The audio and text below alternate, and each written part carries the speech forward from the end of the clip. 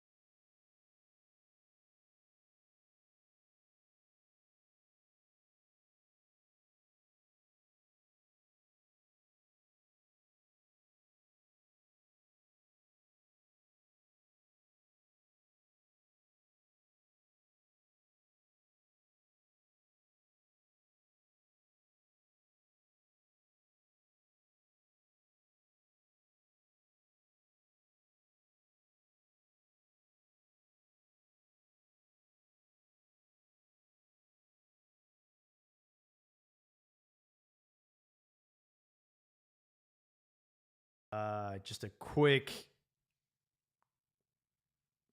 heads up, I have allergies right now and they are beating my ass. So I apologize in advance if I sound bad, if I sound stuffy. I'm going to try not to talk too much tonight and let our special guest do more of the talking. We'll be doing a lot of listening.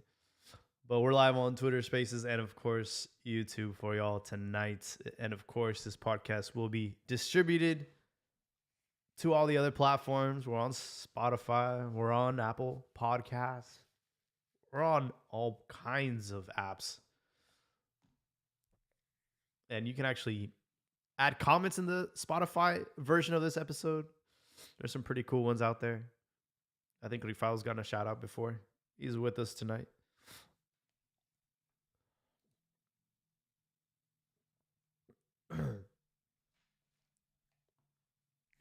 So give us a sec, waiting for everybody else to show up, but we'll be with you shortly.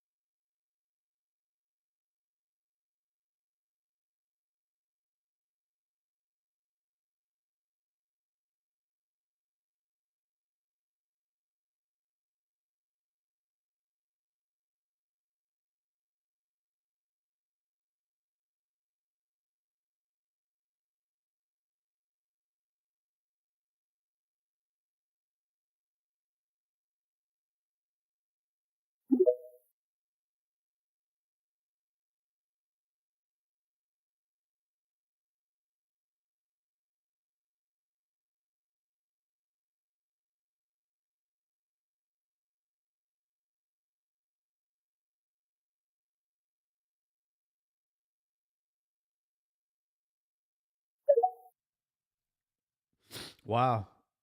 We hello,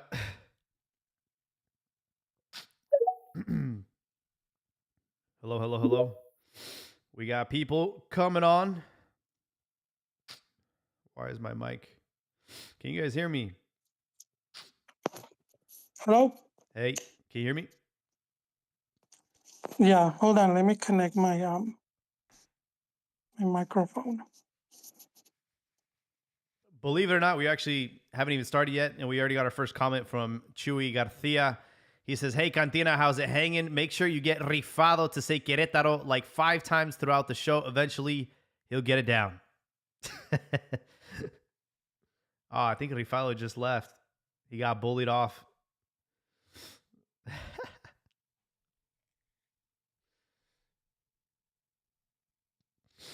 I might have to reboot as well. My microphone's not connecting. Oh, okay. I mean, you sound great. I know, but once we have everyone, Oh, it's gonna echo and it's shit. echo and yeah. Oh, okay, I got you.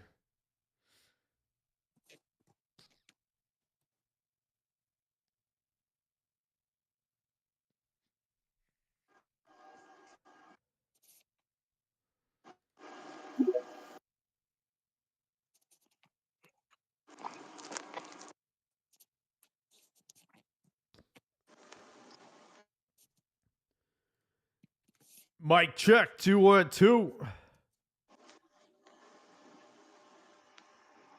Hello? Yeah, I can hear you. Oh, looks like I didn't have to leave. It's working now. Yes, sir. Okay, I sent the invite. Let's see. Hopefully Tom gets it. Okay. If you guys want to start. Yeah, I'll start and then I'm gonna have you introduce him because I really don't know his background and you guys are homies. But Yeah. yeah, dude, thanks for getting somebody on. I'm excited. Let me kick this off. Yeah, been a cool minute.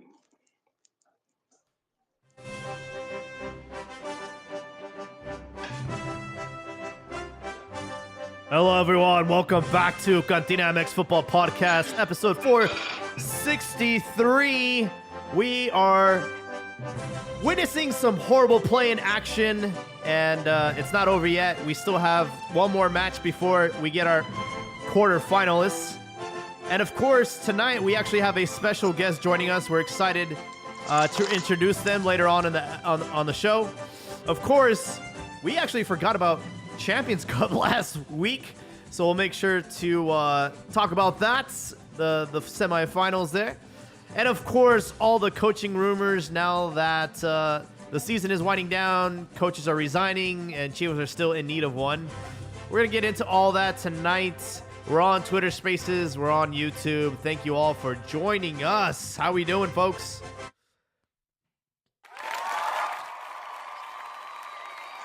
Oh, Jaime, your sound seems to come and go for me. I don't know if it's the same for Habibi. Oh, that's good to know. Yeah, let me know if my audio cuts in and out. I know Twitter Spaces has been kind of... Yeah. Kind of what? It's been acting up, but we'll push through. Yeah. Oh, Tom is there. Tom, you have to request. Yeah, I got you. Request to speak. Okay. While he does that, Joel, why don't you kick us off and introduce our special guest tonight? What happened? I said while he gets on, why don't you introduce our special guest tonight? Yeah, I wanted the microphone because I don't want to mess the story up, and it's a really good. Well, it's a really good. I really like his story. I see. You have the speaker on now, Tom. Yeah, can you hear me? Yeah, we can hear you. Welcome on. Good. Good. Thomas, actually, let me introduce you. And good evening. I always liked your story. Could be on Netflix. So this guy, Tommy's... I don't know if it's that interesting, but thank you. No, it is. It will be for the listeners. This guy's actually watching. You're in England, right? What part of England were you at? I was in London. London. Ah, there you go. Yeah.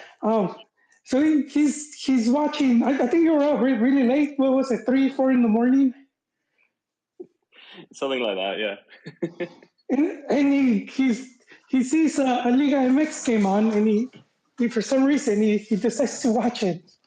And I think it was Morelia. I think it was like Morelia versus Veracruz. Toluca. Morelia, Toluca.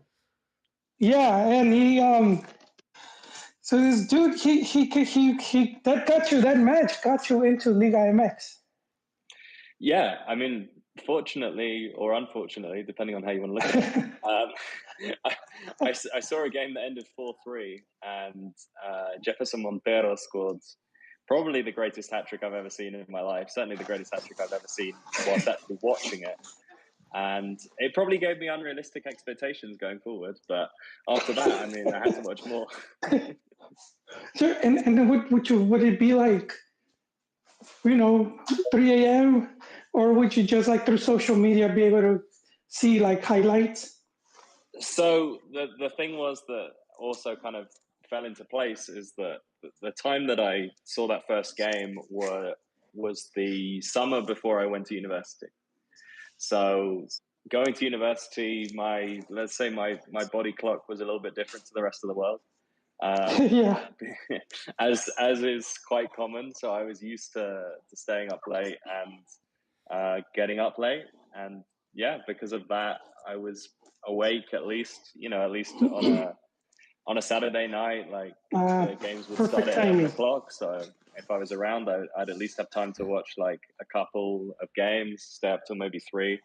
And through that, I kind of could watch about half the league some weeks. Oh, wow. So long story short, Tom was on a bender. Sawa was up at 3 a.m. and, happened to have some Liga MX on. And he's like, what the kind of Sunday league shit is this? And was hooked instantly. What kind of debauchery? And then Tom finds himself in the U.S. You're working as a coach, correct? Yes, I spent 6 months in the U.S. doing some coaching. Yeah, and then Tom got deported, bro. Wow, bro, just outing him out like that? Yeah, man. He got treated like a Mexican. He got his marching orders. No, they wouldn't. Not quite that word, but something along those lines. They wouldn't extend your visa, right? Something like that. Yeah. I just want the listeners to identify. Let's just say the official term I think it is that I decided to not attempt to enter again. Look, you're sneaking in. Hey, there's all these proper terms now. It's not, like we don't call people bums anymore. We call them displaced. So I think there's like another, modern term for getting booted. But yeah, it's an incredible story, Tom. Thank you for joining us tonight. It keeps getting better, bro. It gets better. It gets better, man. It's telling you, man. I would watch it if it's on Hulu. And then I just kind of lost track of you at that point because I remember you were back and I talked with you a few times and you were back in England. And then somehow, and you could walk us through this part, he ends up in Mexico. Then he ends up working at Santos. Wow. So he went from watching a Liga MX game to working for a Liga MX club.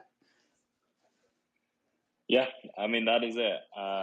No, obviously I had to go back and get a real job, which meant having to get up at a reasonable hour. So for a while, I tried my best to still keep up with the league and do some stuff here and there.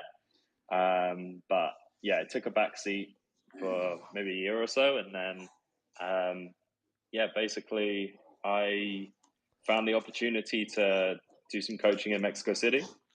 And once I was out there, I think I just found that people were pretty open, right? Like people who were working at clubs were pretty open to the possibility of just like having conversations. Also, some of the stuff I was posting got some interest. I know there was some, some people at some clubs read some things, and yeah, it led to eventually that opportunity came up at Santos. Nice. And just really quick, you do like 3 functions, right? You're a scout, coach, and analyst. Yeah, so I've done kind of all of them at some point. I mean, what I've been particularly doing, what I did at Santos was analytics, was more on the data side. But yeah, I haven't coached for a while now, but it's something obviously I did a bit more when I was younger. And I mean, scouting is always kind of part of it. Yeah, that's incredible. Nice. Hi, Tom. Welcome to the show. I mean, so my name's Habibi, and we got my buddy FC Gorditos here, who's into coaching. We got my buddy Rifado, who's into more the analytics side of it and everything else that comes with it. But with your story, clearly you weren't just a guy who tuned in, watched Liga MX, and boom, you're at Santos. For someone that maybe want to take a similar path down that road for the younger guys, is there like any certifications, or is it just more like networking, like some advice you would give them for the guys trying to make that move? Yeah, I mean, I think it's difficult in the sense that, especially in terms of certifications, it's not like a traditional job route where you can say like, oh, I want to do this. Oh, I have to go do this course, go do this, whether it's at college, whether it's like a, more of a on-hand apprenticeship course, something like that. Like that just doesn't quite exist. There are plenty of courses you can do, but to be honest, some of them are a bit of a ripoff, right? Like some of them are just there to kind of take your money, and they don't actually necessarily offer you anything that's gonna be looked at by any employer as impressive.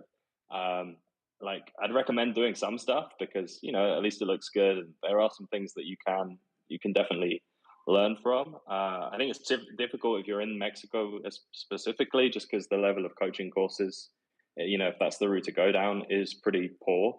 It's not like in Europe where there's a much higher standard of like coaching courses you can do, like getting the UEFA B licenses and stuff like that. But yeah, definitely networking, like that is huge. And if you are like, yeah, if you're working on stuff, putting stuff out there. I mean, at the end of the day, I was fortunate to, be at a time where like, Twitter was pretty good. There was there was a big community of Liga MX English guys going on. I know, obviously, things now are a little bit more fractured between like different places, but before, like everyone was on Twitter, and it was a great place where I could share some work and some ideas, and just like get followers, get people reading stuff. And like if you put stuff out there, you never know who's going to be reading it. Honestly, I was very surprised sometimes to like get a message from people who are working at Liga MX clubs. I'm like, you're reading me? Like I'm just some guy sitting in my bedroom. Like, but yeah, you never know who's going to be reading stuff. So definitely, especially if you're looking at more the analytics or scouting stuff, like yeah, get working on stuff, get writing. Doesn't matter. Like at the start, yeah, it's not going to be the best work ever. Like I look back at some of the stuff I wrote at the start, it was like it's embarrassing. Obviously, it's like anything, if you look back on something 10 years later, you're going to be like, oh, that was awful, what was I thinking? But that's the only way to improve. Yeah, that's true. That's when I wrote with Tom. When he was writing this embarrassing stuff. I was at that level. Hey, it is true about what you say. Like, you never know who's reading your stuff. Like, I remember, I was introduced to Joel on the big soccer forums, and that was back before social media. It was just people would hop on, forums, and that's where you would get most of your information from, because it was so niche and so specific, and you would just Google it and it would take you there. And like we would occasionally see stuff on TV that we originally read on a random, big soccer post, bros. We even didn't somebody like start a rumor that ended up on TV? That was crazy.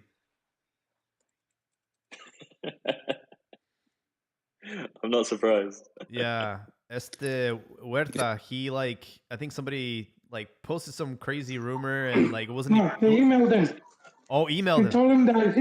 He told him that he saw a promoter in Miami And then Huerta replied, "Does he look like this?" I think like Robert De Niro or something. And he's like, "Yeah, he was talking to so and so," and he fucking said it on TV. He was like, "Hey, my sources are claiming this," and they passed it off as if it was legit. Yeah. And right now it's the worst, right? I mean, I think anybody, especially thanks to like the AI and ChatGPT, like you see all these accounts spring up and start, spilling rumors that are like you can tell it's just somebody in their basement just making shit up and seeing what sticks on the wall. And then some of these rumors just start picking up steam and all of a sudden you're like, "What?" Like, "No, dude, that was just a joke. Like we were just throwing shit on the wall." But it's like crazy how on Twitter now everything is taken off. Yeah, it reminds me of when Tuna posted that meme when Cruz Azul killed his link to the team in Greece. And like he posted on Twitter like some meme like you destroyed him. The little amount of inspiration he had left in him is completely like washed away. But it's just one of those like essay memes. And then it was posted on Football Picante like this is how it really felt. And everyone on Twitter was just like, man, these boomers, if they only knew it was a meme. But yeah, it happens. It's funny you guys are talking about that. Did you guys listen to that? There's a report de una hondureña that said that Chuyon was going to be the next pope. Yeah. Like they actually they literally ran a story about how he was going to be the next pope because I guess some guy Like made Photoshop them like an AI picture of him in in the Cardinals cardinal like suit. Cardinal dress. Dude, and they went with it. It's like literally, it's like, oh, this guy, half Mexican, half Hondureñan, he could be the next possible pope for this and this and this. I'm like, oh my god, I can't believe she ate it up. Yeah, it was hilarious. Oh man. Yeah. That's so Man, funny. speaking of dual nationals, Tom, I have a question for you. Something that stood out to me that you said was, you were talking about the courses in Mexico, and then how some of them, kind of rip off or they're not the best or kind of poor. So I hate to go into the deep end so early, but what that makes me think is in Mexico, do we have more like at the youth level? Do we have more coaches than we have actually like formadores, like developers? Is it more of like just getting the win, saying your youth team won? Because I'm just to me, it's like if I hear that our coaching courses are not the best, then it's like at the youth level, do we actually have coaches or staff developing the talent, como these, like they say in Spanish, puliéndolos, turning that diamond in the rough into a special talent? Like we say that's a weak area, or we say that's a myth that we actually have a really good development system? No, I think you've hit on something very important straight away. Like, I think it's a weak area. And like I said, I don't think it's the fault of people here, like people who want to be coaches or people who become coaches. It's the fact that, like, yeah, I mean, when I was talking about things being kind of a little bit overpriced, I was talking a little bit more about some of the online courses that exist. Which, not to say that they're all bad, some are quite good, but some are, obviously they're aimed to try and get money. Within Mexico, like the coaching courses that exist, I haven't done one myself. I've seen some of one, of the main one that's done, and that a lot of the youth coaches do, that you have to do to be able to be allowed to coach in the Liga MX youth teams. And yeah, the quality of it is very low compared to what I've seen in Europe. And I think that is a big factor. Like, the aspect of winning versus like formador. Yeah, maybe sometimes some teams, at least from the outside, kind of watching some of those games, seem to be very keen on winning when obviously, the most important thing at that level is the development. But I still think that you can develop whilst winning, right? And like, you can't ignore that fact that actually players can get a good experience from having that mentality and, being used to having the pressure of playing in like Liga games where they want to try and win these matches, rather than just being used to like not caring about the result and then suddenly they're playing first team football and the result really matters. So yeah, sorry, rambling a little bit, but definitely a thing that has to improve in Mexico is the quality of the coaching courses. And on the other aspect, yeah, maybe some teams are a little bit too focused on results, perhaps at academy level. And have you seen like any intentional changes for that? Because what stands out to me is like Johan Vasquez came out the other day and he said that when he first showed up to Serie A, that the coach would stop practice and like yell at him because he wouldn't like defend properly, like depending if the ball was coming through the air or the ground, whether to attack it or like run back. And or Hector Moreno, he came out himself and said that he truly didn't learn to defend when he arrived to Serie A. So when you hear like players that are like national team caliber players and they're telling you that they're actually learning how to do their job abroad when technically they should be arriving, a little bit like much better prepared. Do you like, does the FMF or like the clubs hear that and say, hey, we're not sending our players prepared to succeed? Like, we should change that? Or is it as long as the results come in, it doesn't really matter?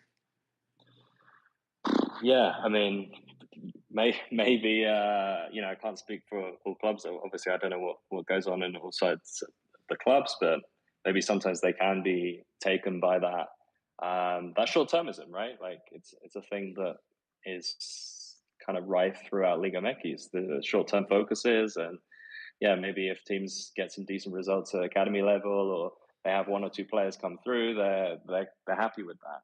But from the other aspects, like there is a question of actually what can some teams do? Okay, sure, we have wealthier teams that maybe could be investing more and should maybe been given like more incentives to do so. But also, like if these courses aren't that good in Mexico, it's like, well, what opportunities do they have to be able to develop their coaches then? Like, how can they get better coaches if they want to get coaches from abroad? Obviously, they're competing on a global like market, and clubs in other countries are going to be able to probably pay more than Mexican clubs. It's a reality. And like, also, are you going to pay for one of your coaches or a group of your coaches to go over to Europe for however many months? And yeah, it's a lot of investment, and then they might just leave and go to another club anyway once they've got that qualification. So yeah, it's a tough one for clubs. Honestly, I think it's a tough situation, and it's something that for me, it's something that should be focused on more from an FMF perspective. Also, the thing about the Italy, like learning how to defend in Italy. To be fair, I've heard English players say that stuff as well. Wow. So it's not just Mexicans. I think their ways of coaching can be so specific in terms of how to defend that even I've heard English players say like, oh yeah, I didn't understand tactics until I went to Italy, or I didn't understand like the details of defending until I went to Italy.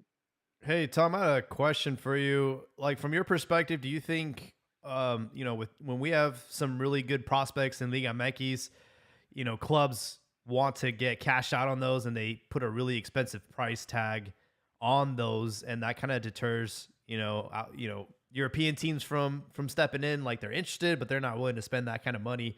And then within Liga MX, like, you can sell that player to, Monterrey, Tigres, America for like, obviously like that asking price or more. So it's like, from your perspective, do you think like we're over evaluating our players, or we're just kind of like a unique market? I think it's just a unique market that leads to the overvaluation of players. It's the fact is that there are a level of international player restrictions. Those restrictions have come down a little bit in the last couple of years, but it's a necessity for any Liga MX team. If you want to win the league, you need some good Mexican players, right? You can't just have all your foreign players are really good and the rest are just league average. You need some top quality Liga MX players, and they're at short supply.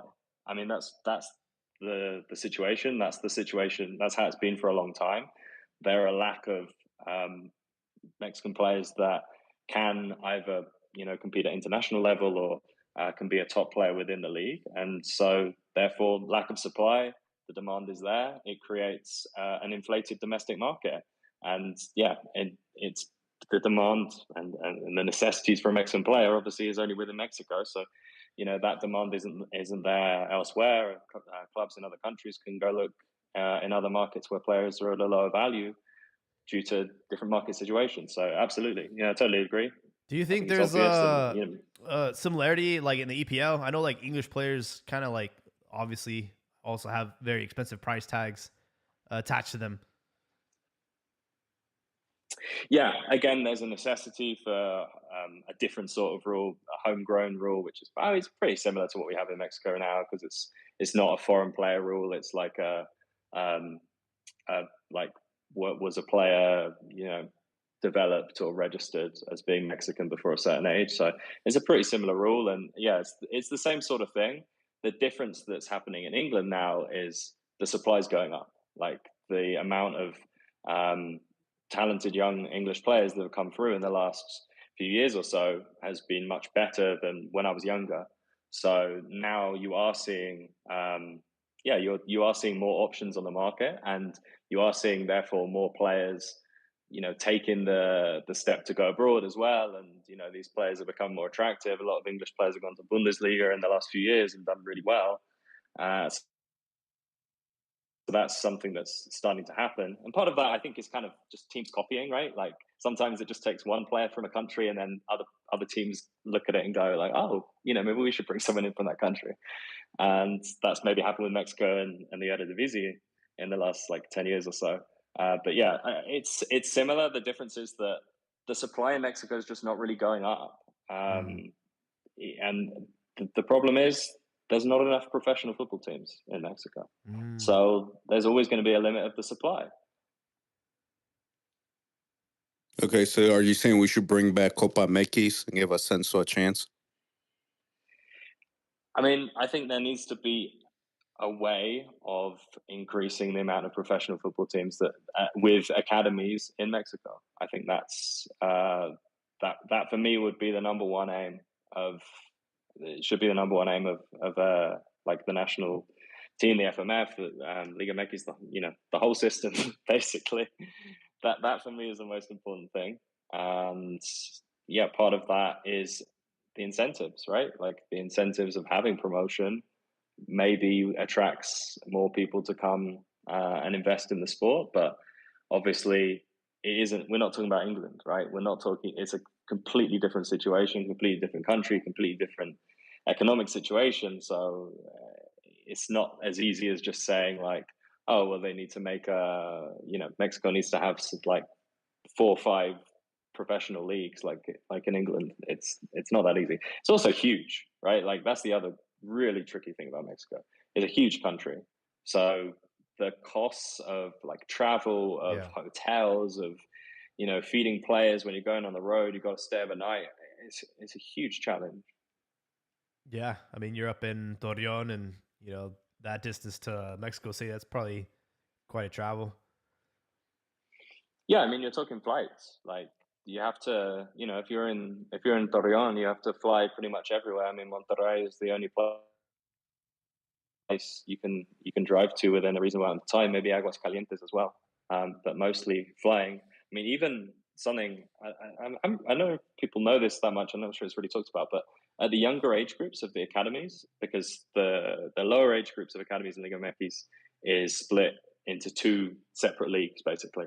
So there's a north and a south group, and Juarez actually play in the south group, or I'm not sure they still do, but at least they used to. They might still do, and they actually have an academy that's based in Mexico City, because that reduces their travel costs.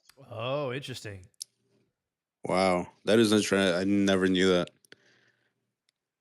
Yeah, because otherwise it's just so far for them. I mean, Juarez to anywhere is I mean, I think Torreon's the nearest. It's what? I don't know, 8 hours or something. Yeah, it's so far away from anywhere. Makes me wonder why, speaking Juarez, Juarez, and they're in Chiapas and Veracruz. Those are also pretty far. But sorry, Habibi, go ahead. No, Tom, I was trying to say, we're talking about the whole process and everything, but if we get to the final product, is there no disrespect to Santos, maybe he is at Santos.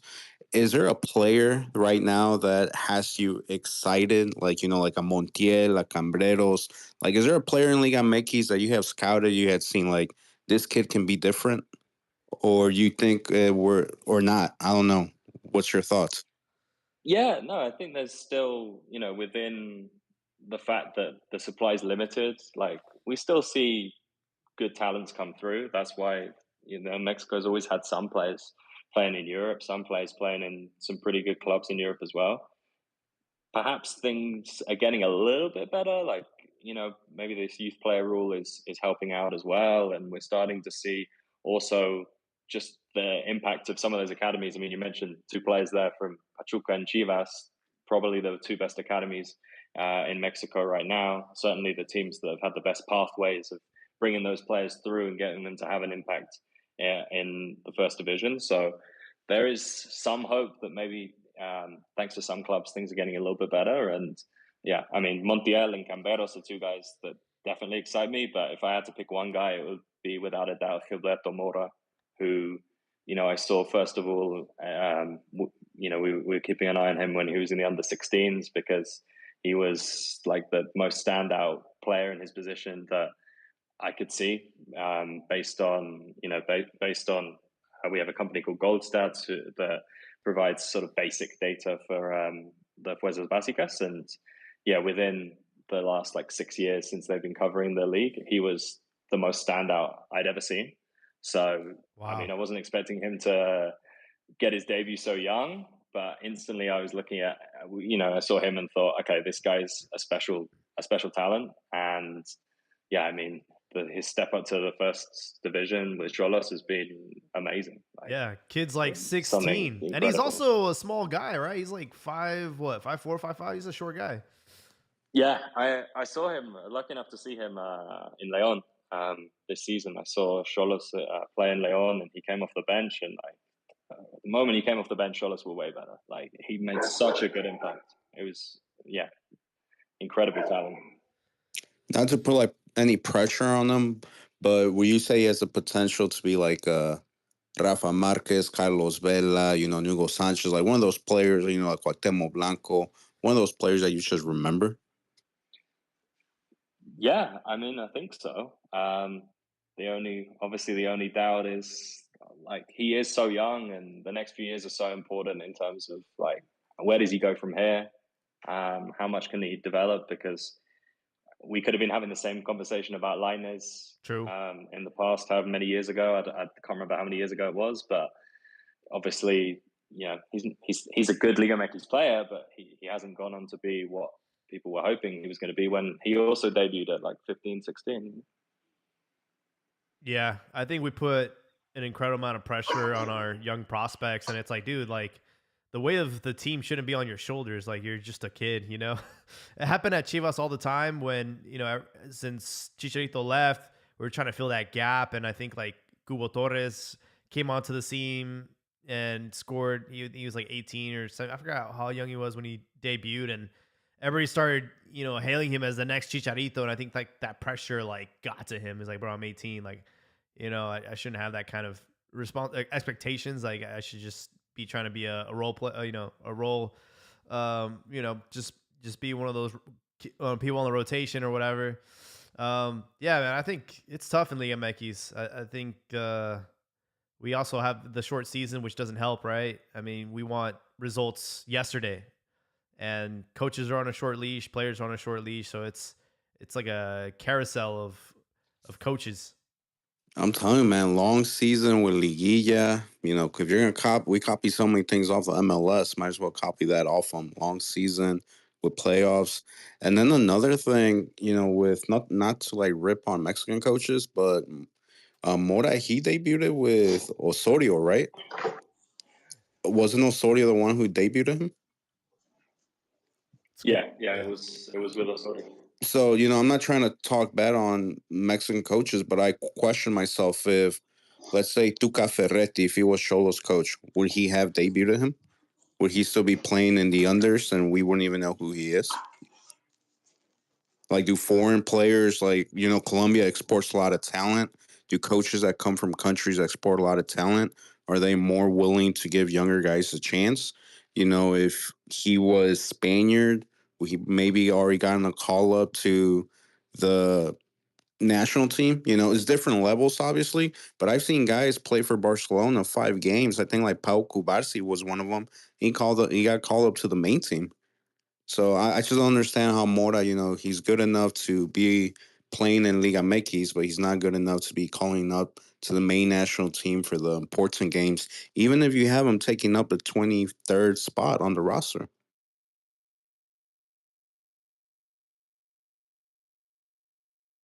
Yeah, even for the experience. Yeah, I guess Go ahead. he did get that chance in. Yeah, when they played those games in South America, he got a chance there. But obviously, I mean, it's tough to say whether he is. I wouldn't say personally he's like national team level just yet.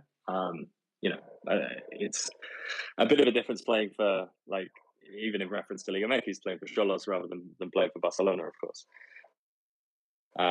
But yeah, I mean, if he keeps showing the level next year, he could be in the conversation for the next World Cup.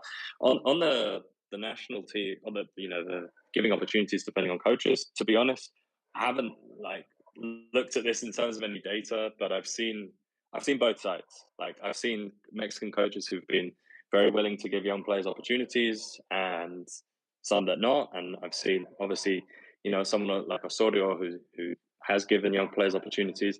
We've seen foreign coaches who've come in and just picked the experienced guys as well. So I think it depends on the person, but like you say, it's very tough with the pressure on the coaches, and also the fact that they have such short lifespans. Normally, you can understand why they're thinking, well, where's my incentive? Like, what's in it for me?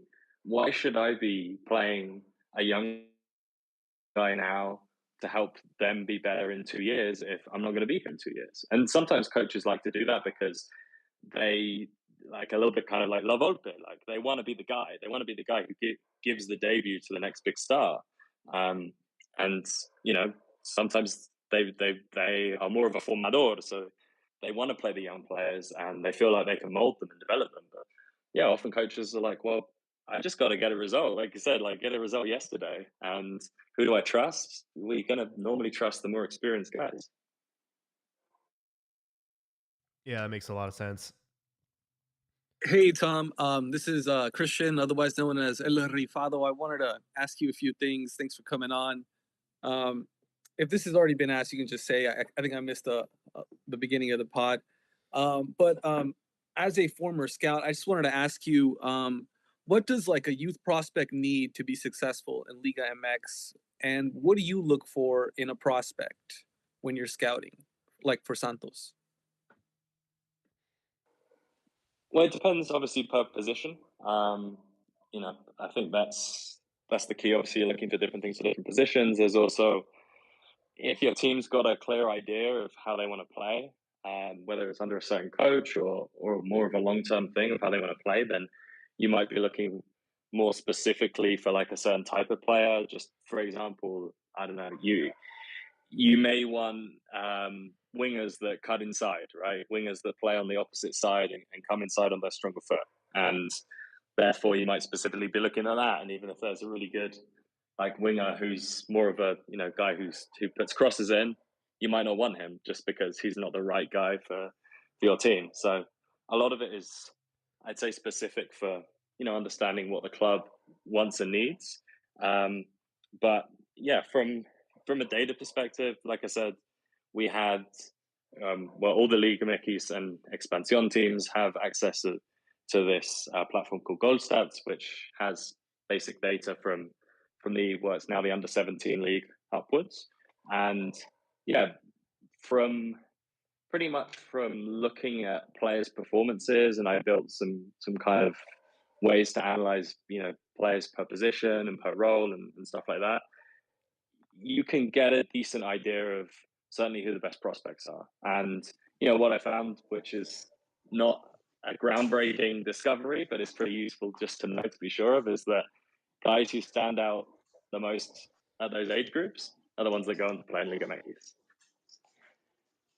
So, players who are like average, below average of that age group basically don't make it. So, yeah, you can pretty much just kind of look at the guys who are standing out statistically in their positions and at least, add them to the shortlist and have an idea that, okay, maybe this guy's got like 15-20% chance of making it. And then, yeah. How extensive are those analytics? Like, is it like, I know there's like expected goal, or is it like how many passes, percentage they make? Like how detailed are these stats? That's super basic. Yeah, you're not going to get expected goals and stuff. It's mainly just like, passes, accuracy. Some of it split per kind of different zones on the pitch. Goals, assists, balls won, balls lost, dribbles, tackles, stuff like that. Tom, is there now a preference for height? Because I've noticed from when I started watching Liga MX, where you could be 5'4" and be the goalkeeper, that the average height in Liga MX has improved. Yeah, you're spot on. There is, in certain positions, there is definitely a preference for height. Goalkeeper and centre back being the key ones there, definitely. Yeah, because it was very common before, like goalkeepers be under 6 feet. I don't think I've seen one recently, but those one that were like 5'6". Yeah, no, I mean, there's plenty of examples of great keepers who've been small in the past. It's a bit of a global trend, really. Like, I think it's kind of happening in a lot of leagues across the world that, they want tall keepers, right? They want these keepers that can just dominate in the air and can stroll out and, claim crosses. So there is definitely a preference for height, not just in Mexico, but I think across the world. No, it makes sense. You just cover more of you get to cover more of the goalpost there. Malagón is exactly Perez. 6 foot. He just made the cut. Just made the cut, yeah.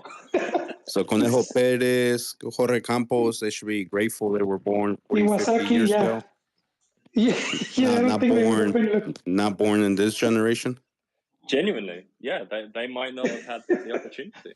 Seriously. Waterboy. And again, you talk about the lack of teams. Think about how many players that might have got cut for like one reason here or there that may not be their fault, that Mexico may have missed out on in the past. I think that's the thing. Like that's my big difference looking from the English perspective. In England, there's so many clubs.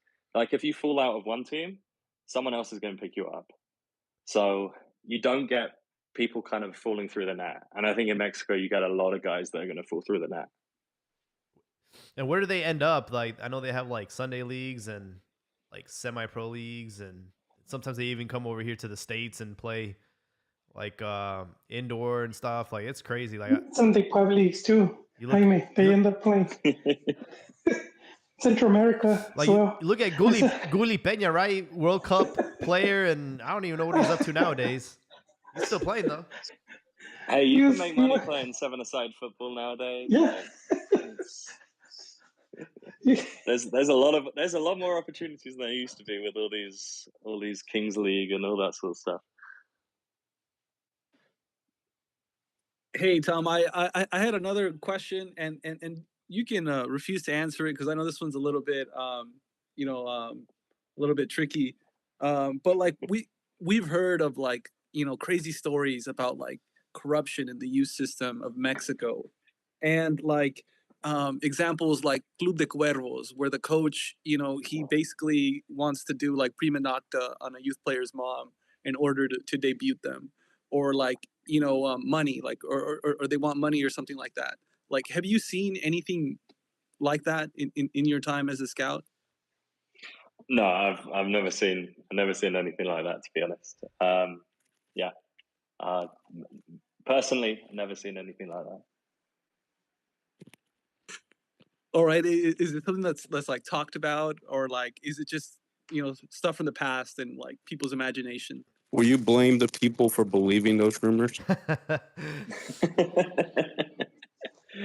Hey, I like I said, I don't know what goes on in some other clubs. You never know. But no, it's to be honest, it's not something those sorts of things are not some things that I've heard about or anything like that, or things that I've heard talked about. No. It's one of those repeat a lie often enough, it becomes the truth. I don't doubt it could have happened here and there with some corrupt people, but I don't think it was ever the norm. Especially as football became more professional and there's more money being put in. And that's where like it gets tricky for Liga MX because it got professional kind of quick, but not top to bottom. So there was all of a sudden you started seeing it would just cost more money to run a club. So now it wasn't like feasible to be doing stuff like this. Like your team sucked because you left a bunch of kids that couldn't afford to play. You didn't give them a chance. I listening to podcasts, which is something I really like. Because it could be very candid, and you have someone like Alexis Vega, and he talks about how he couldn't afford to be at Toluca. He wasn't even in their youth academy, and he couldn't afford to make the trip. And one of the coaches, he asked if he could stay in the dorms, even though he wasn't part, because he couldn't, he couldn't afford to pay the metro ride, and they ended up helping him. So I've heard more of those stories than of, hey, you have to give me some money if you want to keep playing. Yeah, I definitely think that stuff's more common. I think also, yeah, interesting point you bring up about kind of how it professionalized from the top down rather than the bottom up. I think that's a really good way of putting it because, we saw this, this influx of money that's come in with major companies getting involved in Mexican football, obviously, and investing, but investing to try to win now, right? Investing to try to get big players in and win trophies. And yeah, rather than that bottom up and first of all doing the infrastructure, doing the academy, I mean, that's something that obviously, Santos, if anyone knows about the infrastructure, they did very, very well compared to a club like Tigres, who's, training facilities and academy, where the academy plays is like, well, let's just say nowhere near the standard of the whole infrastructure at Santos. And also this stuff hasn't existed for that long. It's not like the Liga MX Fuerzas Básicas as having kind of an actual league. I think it's only been going on, if I'm right, for like 15 or 16 years. So yeah, I mean, maybe the reason now there might be a little bit of an increase in the number of talents and the quality of players coming through is because they've had a longer process. Like at the end of the day, the amount of time that these players have, that kids have to be in the academy, to train every day, can be massive. Especially, as you say, in the case of a guy like Alexis Vega, and there's so many cases like that of people who, maybe in their families they don't have enough money to eat well, like to have good nutritious food. Like this stuff is really important. So yeah, being able to have like a casa club where they can look after you, where they can give you good meals all the time, is massive. And yeah, also like the academy system is not that old in Mexico, and it hasn't been that deep. For me, it's still not that deep, right? It starts at I think it's now U15 level. Like it should be starting younger, way younger for me. On the opposite end, a lot of Mexico Liga MX fans criticize the fact that we still have a U23. Well, I think in other countries, the most you see is a U21. How will you defend that to fans that criticize us still having the U23? Well, U23 came in last year or 2 years ago. It used to be U20 was the maximum, and then it got moved up to U23. A lot of the rumors was that the idea of that is that it would become merged with the Liga de Expansión. That hasn't happened yet. I don't know if there is plans to do that in the future, to basically have every team's U23 team playing in the Expansión or having some sort of split second division within Mexican football. Yeah, we'll see if that happens. I would definitely say that to be playing academy, non-professional football at that age, it's too old. You know, some studies, obviously it depends. There's different cases, different players, different positions matter, but some studies show that kind of the ages 20, 21 are really, really crucial for players to be getting first team football, because that tends to be the time when some players make what might be called the jump, right? That's when some players make a big step in their career, when they go from being maybe a decent player, useful player, to being a top player, and then someone who could, you know, be a national team player, could make a move to Europe, for example. And yeah, I mean, if they're not playing professional football at that time, then they're missing out on that opportunity. And I think if you're making a debut like 23, 24, it's too late. Like, I mean, 24 is like, you're getting into peak age. So if that's your first year playing professional football, it's just too late. We have a lot of late bloomers in Mexico. How old was Carlos Salcido when he made his debut? Well, do you remember? He was pretty old. But to be fair to him, he didn't really have an started at academy 19. process. Yeah, he got scouted at 19. He could probably above 19, maybe 2021. But yeah, that's when he got spotted. But I think he's the exception. Yeah. About being spotted at that age, because that's pretty much anybody playing, you know, pickup soccer game for playing, you know, hopes you'll be spotted like by some scout. But as Tom is telling us, and I don't think Tom's going to random parks out there. out in Sinaloa with that was my gunshots. Some people believe Wait, that actually happens? I thought they gave up on that. I guess you do it just in a trench coat, smoking something. Tom, I Gotta blend wanted in. to, Yeah, that'll help. I wanted to piggyback off something that you said. You said that like things look to be picking up, like the youth prospect is picking up in Mexico, and I agree with that, and I've noticed a trend. You know, U23 players, like since the implementation of this new rule, have risen and stayed about 1/5 or 1/6 of like all the players playing, right? And so like I'm wondering like what changes have you seen in like the style of play in Mexico now that there's more youthful players seeing minutes?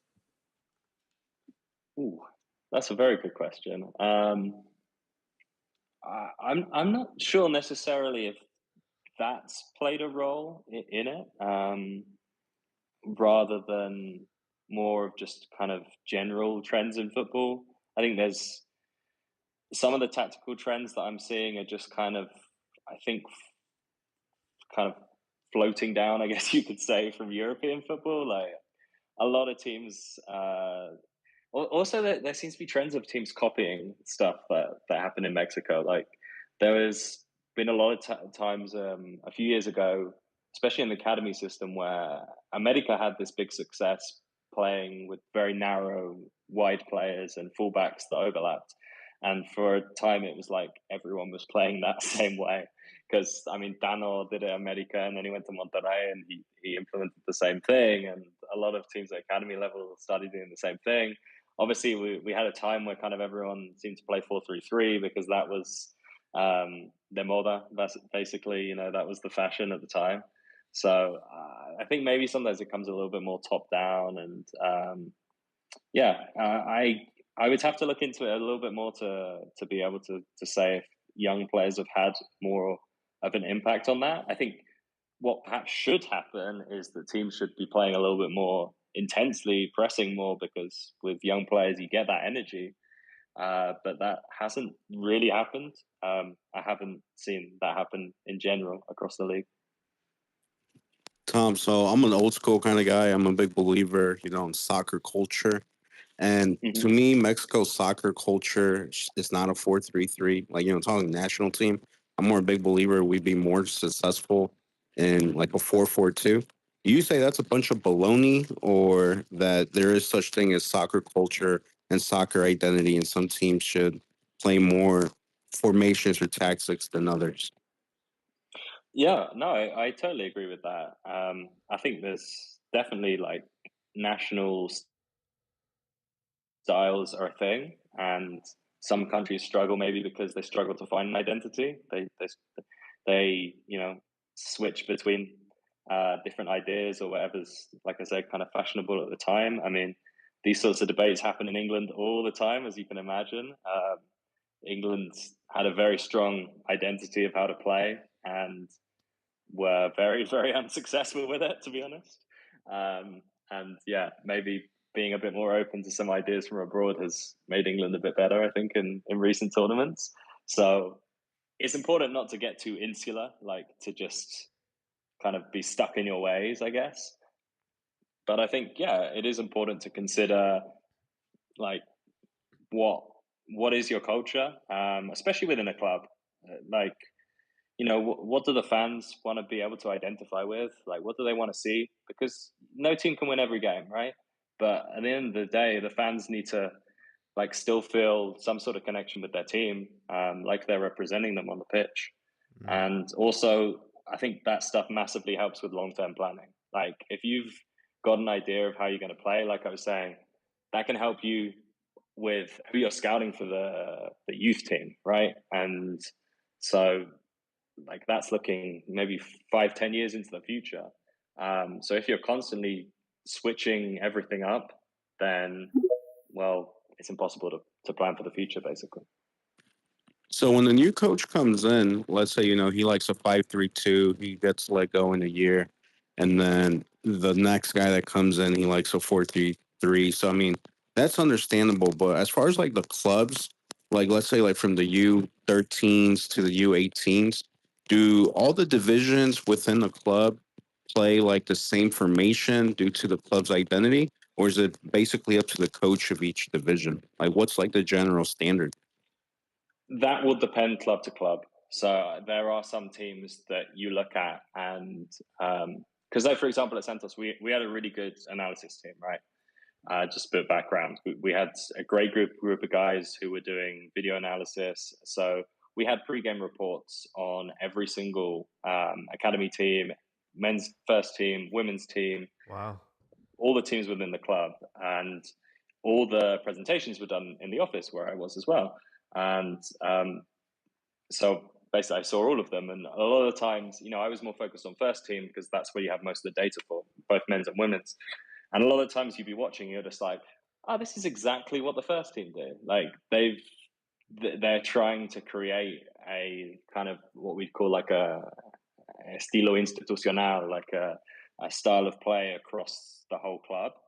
I think there's arguments for and against it, and there's also clubs that don't do that, right? So like Santos were quite big on the fact that they're not just developing players for Santos; they're developing players that they want to have long, successful careers, whether they be in Mexico, whether they be in the US, whether they be in Europe, and therefore, like, you don't want necessarily a player to be too limited in terms of like all they've done growing up is played one formation, one style of play, one position, and they don't really know how to adapt to anything else. So I think it depends on the club. In terms of ultimately, the question is who do we want to develop? What sort of players do we want to develop? And again, maybe if you're Barcelona, if you're Ajax, and you're one of the biggest teams in your country, then you can say like, well, we're developing players for us, and if they're not for us, then they're not good enough for us. So it doesn't matter, right? And maybe if you're a smaller club, it's like, well, we're developing players for us, but maybe they're going to get too good for us, and actually, we hope they get too good for us one day, so we can sell them on and make some money off them. But therefore, to have success, they need to be a little bit more flexible. So speaking about that, in regards to Santos, you have players like Emi Echeverria, the 21-year-old left back. You have Santi Mariscal, 22-year-old center midfielder, Tahiel Jimenez, and a lot of other prospects, right? Like who's your pick of the litter from this Santos team that's in shambles right now? But like who's like the prospect right now? Is it a Jordan Carrillo? Like who's the best guy? I mean, I think Jordan's probably the most talented. I mean, he's a little bit older. Yeah, for me, I'd say he's probably the most talented guy out there. I I think like I think Tayel could be a good striker in the future, but maybe got debuted a little bit before his time, just based on the fact that he hadn't played too many minutes in the under 20s, under 23s. But at the younger age groups, he was always very, very good. I mean, also, to be fair, it's not easy to play as a striker in a struggling team, right? Like, how many strikers are going to look good in a struggling team? It's a tough thing to do. Yeah, I think Java Mariscal also, I'd say very good talent. I think, yeah, the interesting thing about him is his physical profile, because he is tall. So he's a tall there's boy, the yeah. bonus. He's very tall.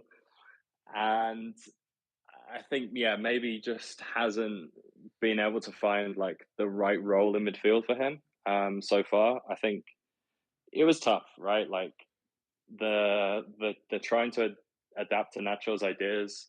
Again, we're talking about some of these ideas of like, whether you keep a style, whether you change a style.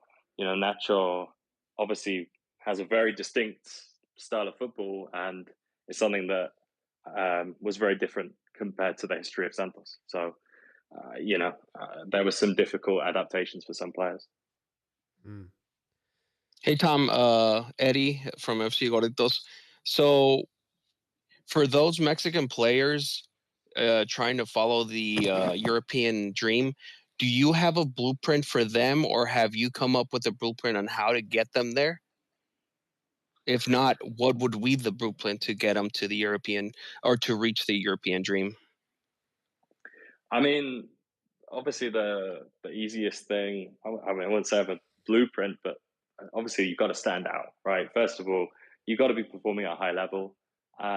It's not it's not hard to be watched nowadays. Like scouts from European clubs are, they're keeping an eye on everyone. Obviously with data nowadays, it's very easy to just quickly do filters and, make a short list, even if you've never seen these players, never heard of them before. You can add them to a short list, and then you can get scouts to start watching them. So to be found, I don't think it's that hard. Like, as long as you're playing at a good level, right? If you're not playing great, if your data's poor, then people probably aren't going to be that interested. Then the challenge comes for what we were talking about earlier, like the market, the pricing, and that's where players need to be smart, right? Like you have to understand that clubs are going to do what's in the best interest for them. If there is an inflated domestic market and you can get more money from selling within Mexico, then that's going to be potentially attractive. Some clubs may decide actually it's better to like maybe sell to Europe whilst keeping a percentage of the player's future rights, or maybe they don't want to sell to another rival within the league, which also makes sense. But yeah, if you are signing like a long contract as a young player, then you're putting yourself in a tricky situation where you are going to be putting probably your valuation at an amount that's higher than what some European clubs would want to pay. So it's a tough one, right? Like, but making decisions about contracts, I think, is probably the key that players need to look at. But also being aware of like, actually, yeah, kind of how well actually am I performing, right? Like, what is my valuation, right? What would clubs roughly want to pay for me? And that's where agents can really, I guess, do a lot of work and try to help these players out. I know we've spoken here in the past that should there be a different price tag for a European market and a different price tag for the domestic market?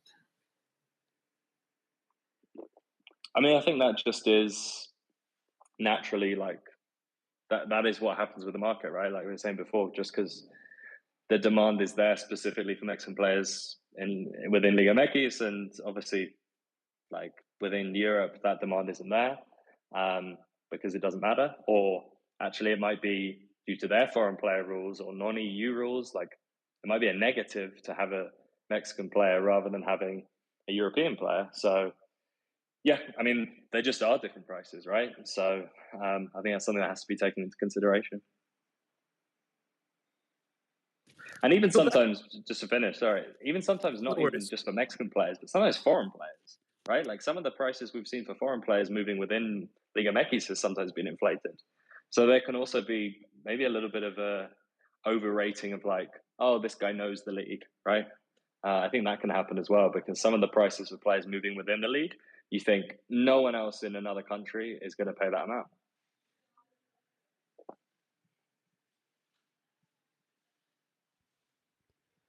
So I just wanted to bounce back to Jordan Carrillo. So he's coming off like a disastrous year, right? And after failing, I think it was at Real Oviedo or Gijon. I forget which one of the second. He was at Sporting Gijon. Yeah, he was at Gijon, right?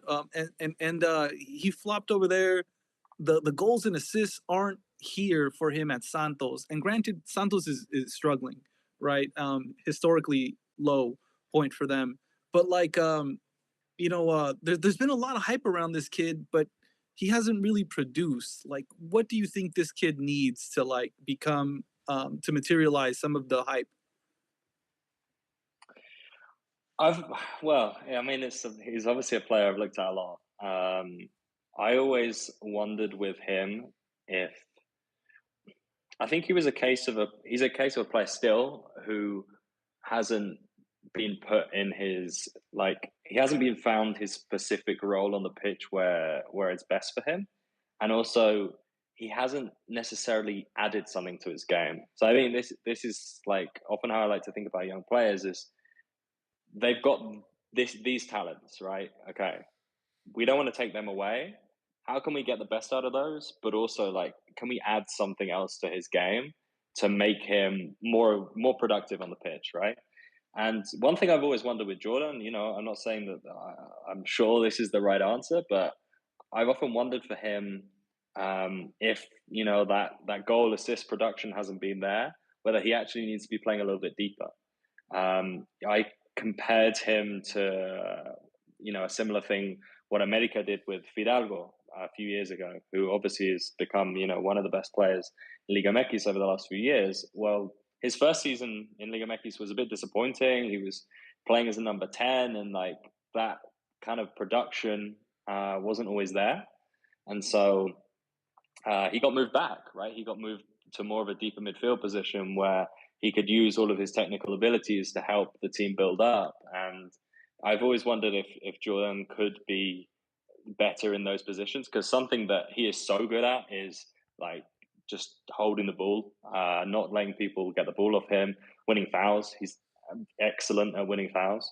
So that's something I've wondered. Not saying that's necessarily the right answer, but it's a thought I've had in the past.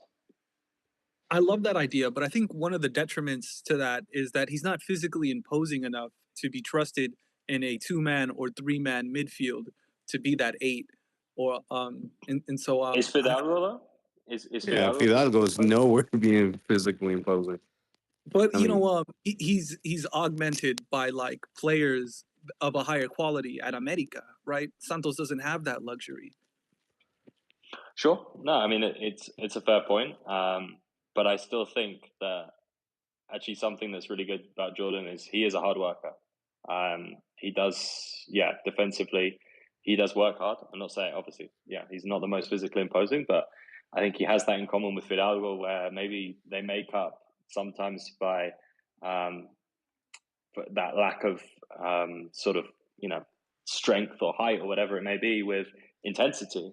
They're both, pretty intense players who do get around the pitch and press opponents. So, Speaking of Jordan, it's still a fair point. Is his contract expiring? That was the rumor that I heard. I honestly don't know. I mean, he's certainly been linked with a move away.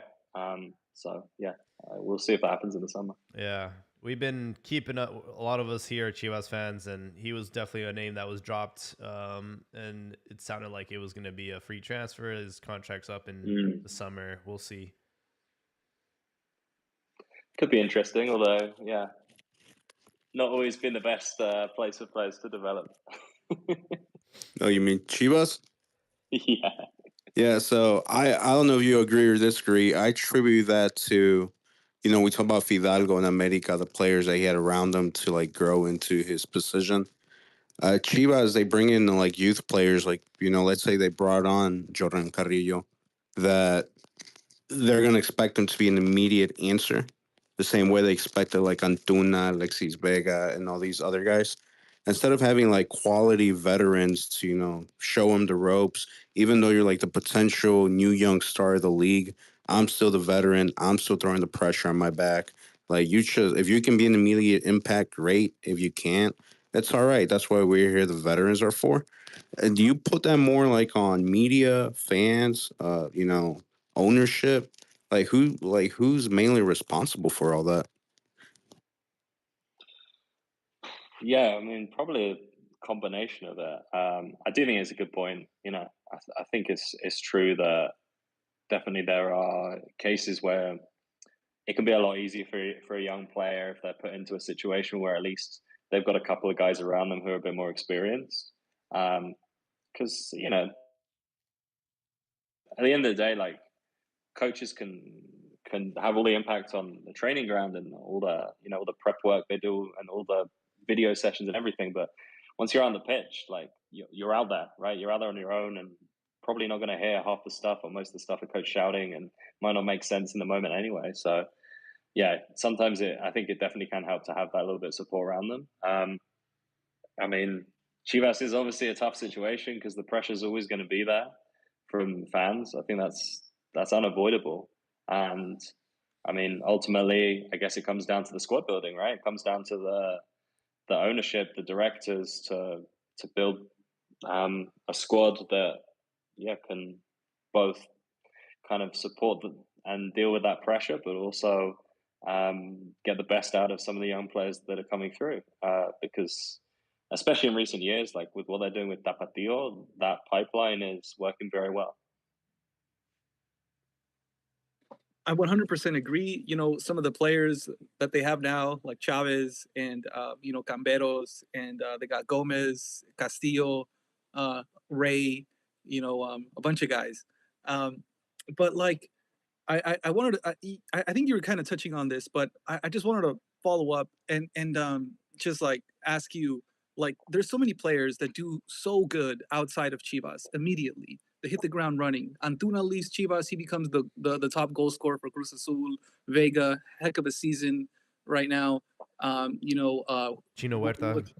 Chino Huerta, of course. Mm-hmm. The list goes on and on. What is it, like you that have like this, inside view of the league and study these people or these groups or institutions in depth? Like, what is it about Chivas that just makes it like, I don't know, the miasma of upcoming talent?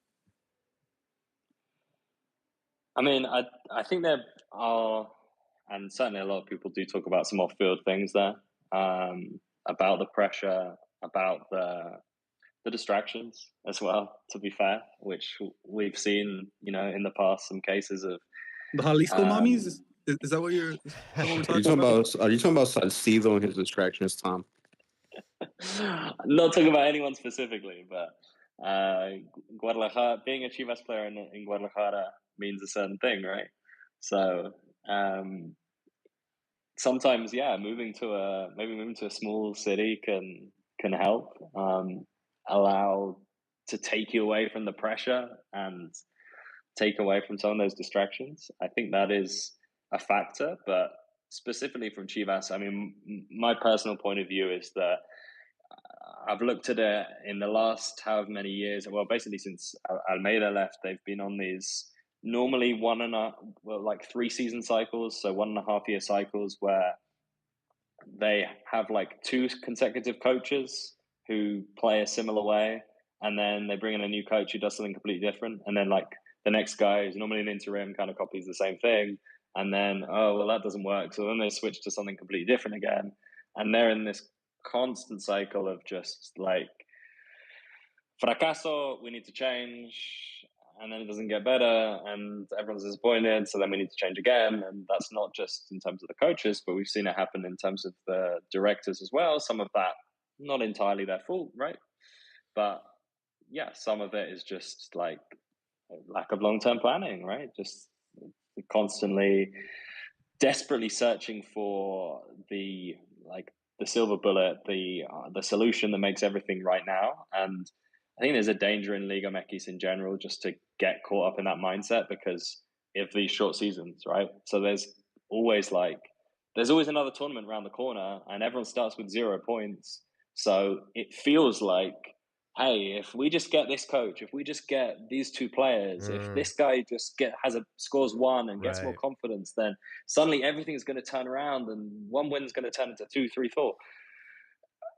Like, it fools you. Like, Liga MX fools you into thinking that. But it's not the case, because at the end of the day, football always is building on the past and what you've done in the past. And although everyone starts on 0 points, we know that it's not like everyone's starting on a level playing field. Yeah, that's a good point you bring up. I think Toluca is a good example, right? They got rid of their coach, and they're like, if only we had someone like Turco Mohamed, who's really good at the Liguilla format. And obviously, Toluca's had an impressive campaign so far. We'll see if it pays off for them. Yeah, I mean, I think Toluca, to be fair, like some other teams, the exception to what we're talking about in reference to Chivas and some other teams in the league is like, it's much easier to change quickly if you've got loads of money. I mean, it's just the fact of football, So right? you're saying Chivas is broke? Because I agree. I agree. Hey, Amauri, sell the team. They spend a lot of money on Pulido, which seemed very unnecessary. But anyway, obviously Chivas have their own circumstances where they're not going to be able to replace a whole team because of the fact that obviously they're only going to use their Mexican players. We know how expensive Mexican players are, so it just financially doesn't make sense to do that. Whereas, some of these bigger teams that have a lot of money, if they want to change, maybe they want to change their style, or they've had a poor season, they want to improve, they can go out and spend big, and with that they can solve their problems, right? It's much easier to solve your problems quickly if you can instantly change half your starting 11.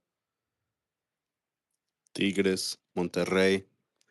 Oh man, maybe one day Chivas will have an owner with money, not a pyramid scheme.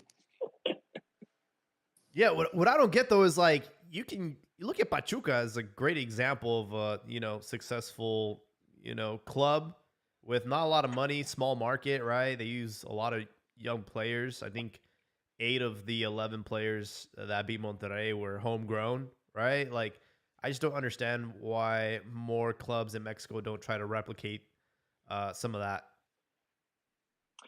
I don't either, but again, look at the patience that's needed. Like, Pachuca was 16th last season.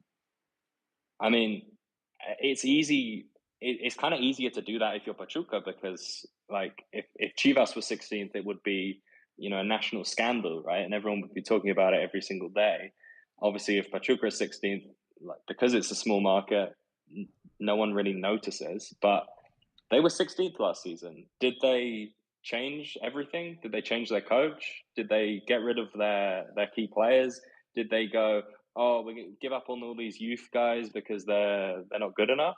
No, I mean, they've kept the same coach. Their key players like Rondon, Idrissi, they're still there.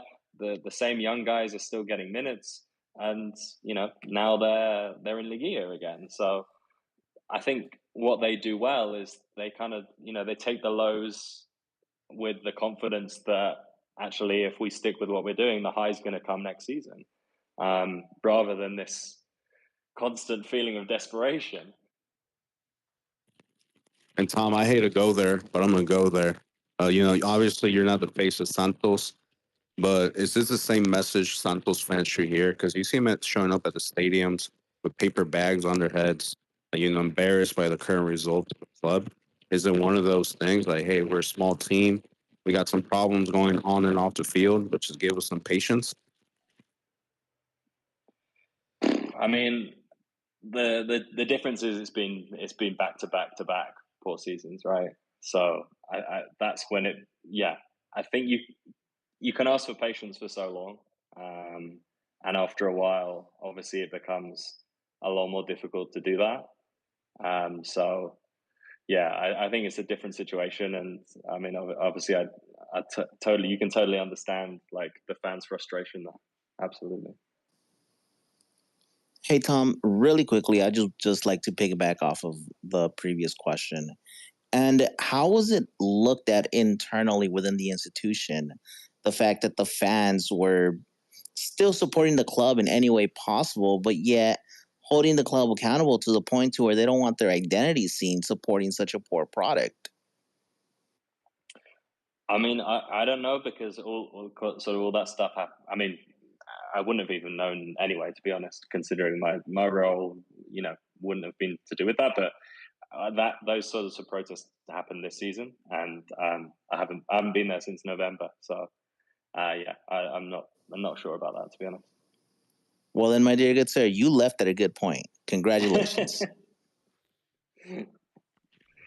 So, Tom, just to piggyback on the Santos talk. So, like, things look so promising, right? You had this returning exported talent, Jordan Carrillo. You had Nacho Ambriz. You have all these jovenazos, all these young kids that are like that just look so promising, even now, right? Like, Even the presidente is a jovenazo. Yeah. You have this young kid. Way. Like, where did it all go wrong? Like, what was was it a bunch of things? Was it one thing? Was it a mistake to invest in youth? Like, what's the nail in the coffin for Santos? I mean, you guys want to sleep tonight, or like, how long we got? How much time you got, buddy? Yeah. No, we're here. Keep it going.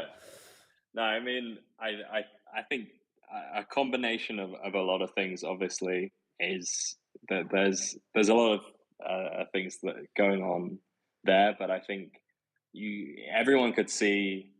I think it's pretty clear from the outside that just like the players and the coach with Nacho Ambriz just didn't match up, right? Like I said, his style of football, which is very high possession, pretty much always wanting to build out from the back, and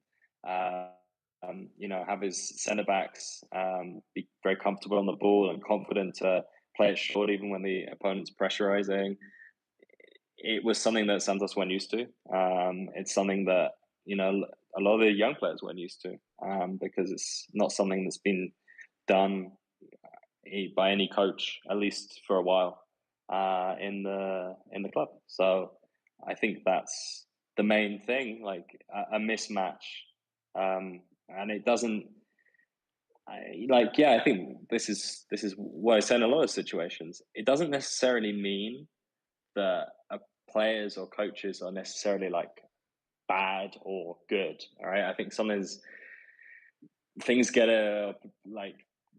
when people talk about football, they try to get a bit too binary about these things. Like it's a player's good or a player's bad, and for me, it's often the case that look, some players do not have the level to be in Liga MX. Some players are standouts, right? There are like at the extremes, there are those sorts of players, but in the middle, it seems to me more like it's a case of players are right or wrong, and coaches are right or wrong, especially coaches, because I don't think there's a massive difference between the abilities of a lot of coaches within Mexico, whether they're Mexican, whether they're foreign, but they're good at certain things, they're bad at certain things normally. And so it's about getting the right matchup between the players and the coach and the whole club to have success on the pitch. So yeah, for me, I definitely like to think of it more as right or wrong rather than good or bad. He's bad because like look at what he's done in the past, right? But it's sometimes you need the right players to make your system happen, to have that success. Mm-hmm. So I think Nacho was a mistake in the sense that he's got a short fuse. He doesn't like it. He's gonna bounce out, as he's done in previous stints. But like from what you're saying, I gather that like it was like too radical a change too soon, and just a mismatch of like what the players had and what the coach wanted from them. Yeah, pretty much. I think it was that was pretty much it. And the interesting thing is, I don't know if you remember back to his first season in Toluca, but his first season in Toluca was, and we come back to the financial aspect there, right? The first season in Toluca was really poor. I can't remember exactly when they finished on the table, but they were way out of qualifying for Liguilla. And at the end of that first season, they invested a huge amount of money, and they brought in a lot of players that were right for Nacho's system. They brought in a lot of players who ended up staying at Toluca for quite a few years. I think Volpi came in that year, the goalkeeper, obviously.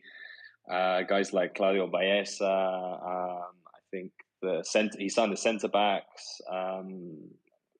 Was it Huerta? I can't remember his name. Valver Huerta, that's the one. Andres Mosquera, who he brought in from Leon. He brought in Fernando Navarro from Leon as well. So brought in some guys who he already knew, and obviously already knew how he wanted to play. And after that, he was very successful with Toluca. Obviously, he didn't go on to win the league or anything, but consistently was competing at the high level. Lost in the final to Pachuca. So, yeah, like I said, having the right players is so crucial, and I think we saw that with Nacho with Toluca, that when he first came, didn't have the right players. Well, it was a poor season. Then was able to invest. Right, the Toluca invested money in him, and they bet on him, and it was a successful bet in the end because with money spent, the team improved dramatically. But yeah, you need them to be able to make those drastic changes. Like you need the money. You need the money. But and just one more thing to add to this question, and thank you for answering that. But what's it called? Like at your time at Santos, how much did multipropiedad play a role in things? Because we hear things in the media of like, Santos not getting the resources they need because they're being offloaded to, the sister team. Is it Atlas? Atlas, yeah. And so like, in your time at Santos, do you think that affected like the prospects of the team? I honestly don't know. To be honest, I mean, the fact is, like at Santos, I did very little work in terms of scouting and on like player recruitment and signings and stuff like that. The majority of my work was like pre-game, post-game analysis, and like looking at our own players, looking at analyzing our own team and how we were playing. So yeah, I did very little work in terms of actual like scouting and stuff like that. That was done separately by a different department. So in terms of knowing stuff about like budgets and things like that, I mean, honestly, I don't really know. Okay, not you as a person, but did it ever feel like maybe some folks in some departments felt like maybe they were getting looked at less than they used to, and maybe Atlas was getting more attention? I don't think that's the case. I think it's more just like people moved, right? So like some people moved to different places, but new people came in, right? A lot. Often there is quite a bit of turnaround within backroom staff and clubs and things like that. And yeah, I think most of the people I worked with, especially the second time I was there, most of them had been there less time than me by the end, or like had joined at a similar time to me. So I don't think like everyone was kind of used to being, a part of Orlegi. I see. So you wouldn't say there's like a volatility in the work environment of these sort of jobs? They're pretty consistent, you'd say? Like new ownership or a new manager comes in and then do they usually fire everyone and start from scratch, or it's usually pretty consistent? No, I mean, I don't know how it would work in other clubs, but I don't think it would be too dissimilar. Like a manager, they get to bring in their own cuerpo técnico, right? They get to bring in their own staff, and that depends on what they negotiate and what club. And obviously, some of the bigger clubs will allow more assistance than maybe some of the smaller clubs. But no, I mean, it never affected. It was never like, oh, a new coach has come in. Oh, everything's going to change. It wasn't that at all. I mean, myself, we as in the club, like we had our own processes, we have our own way of working, and a new coach came in. Obviously, we had to do some sort of adaptation, but in general, it was more like we showed like, hey, this is what we do, this is what we can offer, and more of the adaptations was kind of just some details here and there, like maybe something they're really interested in seeing, or like they prefer meeting before training or after training, things like that. But it wasn't like drastic changes were happening behind the scenes every time a new coach came in. Cool. Thanks. Sounds dope. Hey, Tom, really quickly, I just want to touch back on something that you mentioned just a bit ago about the financial investment and the difference that there is between what can be done with the budgets that Toluca handles versus the ones Santos used to. One of the things that was mentioned in the media and kind of in those, those dark alleyways that some of us tend to travel trying to get news for Liga MX is, would you say that there's any truth behind the rumor that Nacho was told that the investment wasn't there to bring in high quality players and that he would have to play with the cantera? I don't know the specifics, to be honest. I would assume that, you'd guess that coaches, when they come into a club, would be made aware somewhat of the situation. Although sometimes you do hear stories about coaches leaving, quitting because they're not being given X, Y, and Z in terms of players or money. But I'd assume in most cases they do know the reality of the situation. I don't know on those specifics. But also, just to touch on it, kind of related. It's important that clubs don't just give in to whatever a manager says and wants as well, because they might not last very long. So I think that's something also that's important to take into consideration. Yeah, don't put the man before the club. Senor, Exactly. Are you throwing shade at Anselmi? Because that's a hard lesson that Cruz Azul had to learn. No, I think my take on that, to be honest, is that's if the club's been negatively impacted by that, then that's their own fault. Like, as you said, you don't put a single person in front of a club, for me. Certainly not a coach who, because of if they have a run of bad results, they might have to go. If they have a run of really good results, they might get a better opportunity. They might get an opportunity they want to take. And that's just life, right? Like, if people get, like any job, right? People get a job with more money, they're probably going to take it. People get a job, especially in football, like the opportunity of going to Europe, big club that can compete in Champions League, like Porto. I know they're not going to qualify next year for the Champions League because it's not going very well, but you'd look at that and you can understand that that's going to happen, and the clubs need to be prepared for this. So you're saying that Cruz Azul son unos pendejos. Oh man. To be fair, whatever happened behind the scenes, at least for now, it hasn't gone too bad, right? Like, what you can say to their credit is they had a guy in the under 23s who was already playing similar football, like same formation, and he's been able to step up to the first team, and they've dropped off a little bit in terms of their overall points total, but they beat America in the CONCACAF Champions Cup, and they're definitely one of the favorites for Liga. So actually, maybe it hasn't been handled too badly in the end.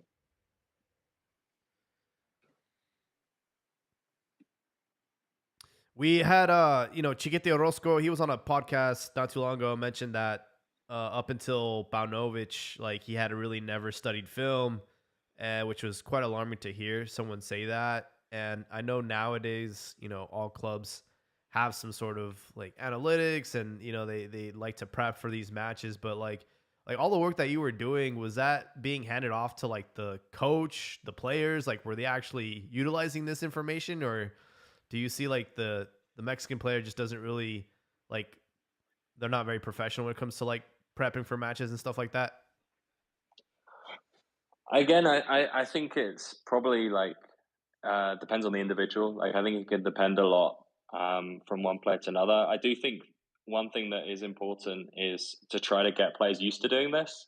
So, again, we come back to the academy and, preparing, forming players. Like part of that, obviously, most of that is to do with what they're doing on the pitch, but stuff off the pitch matters. And, part of that's like eating and, eating well, being fit, all that sort of stuff, sleeping well. But also getting them used to doing that sort of analysis, I do think is very important, just so it's like, it's part of the routine. I can understand that for players who, professionals now, because that stuff at the youth level is only starting to come in recently, like I can understand that if it's new and you've been playing for however many years without doing this stuff, you might be like, well, why do I need this, right? Like, what's the point of this? Like, I'm fine without it. Or even maybe think that if I'm thinking about this, I'm going to get distracted. I'm going to like worry too much about my opponent, for example. Like those things can happen, but that's why it has to be presented in the right way. I think that's the key. Most of the time, the vast majority of my stuff was just being passed to the coaches, and then it was up to the coaches to show things. But I'm pretty much all the coaches did video sessions with players where they were showing them things. But yeah, I do think it's an area where another part of coach education is really important, that they become really good at doing these video sessions, because if they're too long, you've got to be realistic, right? If they're too long, they're too boring, like players are going away, they're going to switch off, they're not going to be paying attention, or they're going to go away and they're not going to remember certain stuff. And also there is a psychological thing of like, if either players can get like too worried about how strong the opponent is, or the other thing that sometimes can happen is if you tell someone don't do this, then like they go and do it, right? Because there's like that thing in your brain that it's like don't do that, and then you end up doing it. So I do think that it's an area where you have to be careful in terms of like the best way to do these video sessions is really important. And also, yeah, I mean, if they are showing analytics, making sure that players understand these things, I think that is still fairly new in terms of actually showing them the numbers rather than just like taking numbers and then turning it into a video. Yeah, when Chiqueta said that, honestly, it blew my mind because I see players like credit film across multiple sports. In NFL, you hear that you could tell they were going to run a route. By the way, like their feet were precision and they saw the film, and always happens. Mm-hmm. And Champions League, you saw with Lunin, Real Madrid, Man City, when they went to penalties. He stood in the middle for Bernardo Silva because the film they had watched said there was a high probability he was going to shoot it down to center, and that's what happened. So when I hear, like institution like Chivas and Chiqueta comes out and says like that was new to him, I just always assume like that was just standard protocol for a quote unquote big club. Like it's just standard. Like here's some film, because you see it on the national team. You see that they watch some film, or at least they're pretending to watch some film, even if it's just 10, 15 minutes of your opponent. So, or even, film that breaks your play, your game plan down as your mistakes or like what's been improved on. So I guess my question is Mexico a wannabe soccer country? Like, are we a wannabe? Like, we just pretend like it's somos un país de fútbol, but in reality, we're not.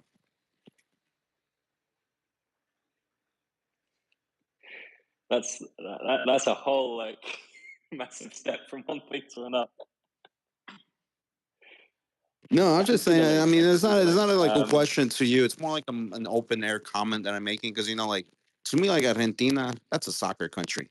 Like you see the little interviews with the 6-year-olds. Yeah. They're talking formations and tactics, and then you see an interview with like a 30-year-old Mexico fan, and they're talking about es que tienen que poner más huevos, tienen que sudar.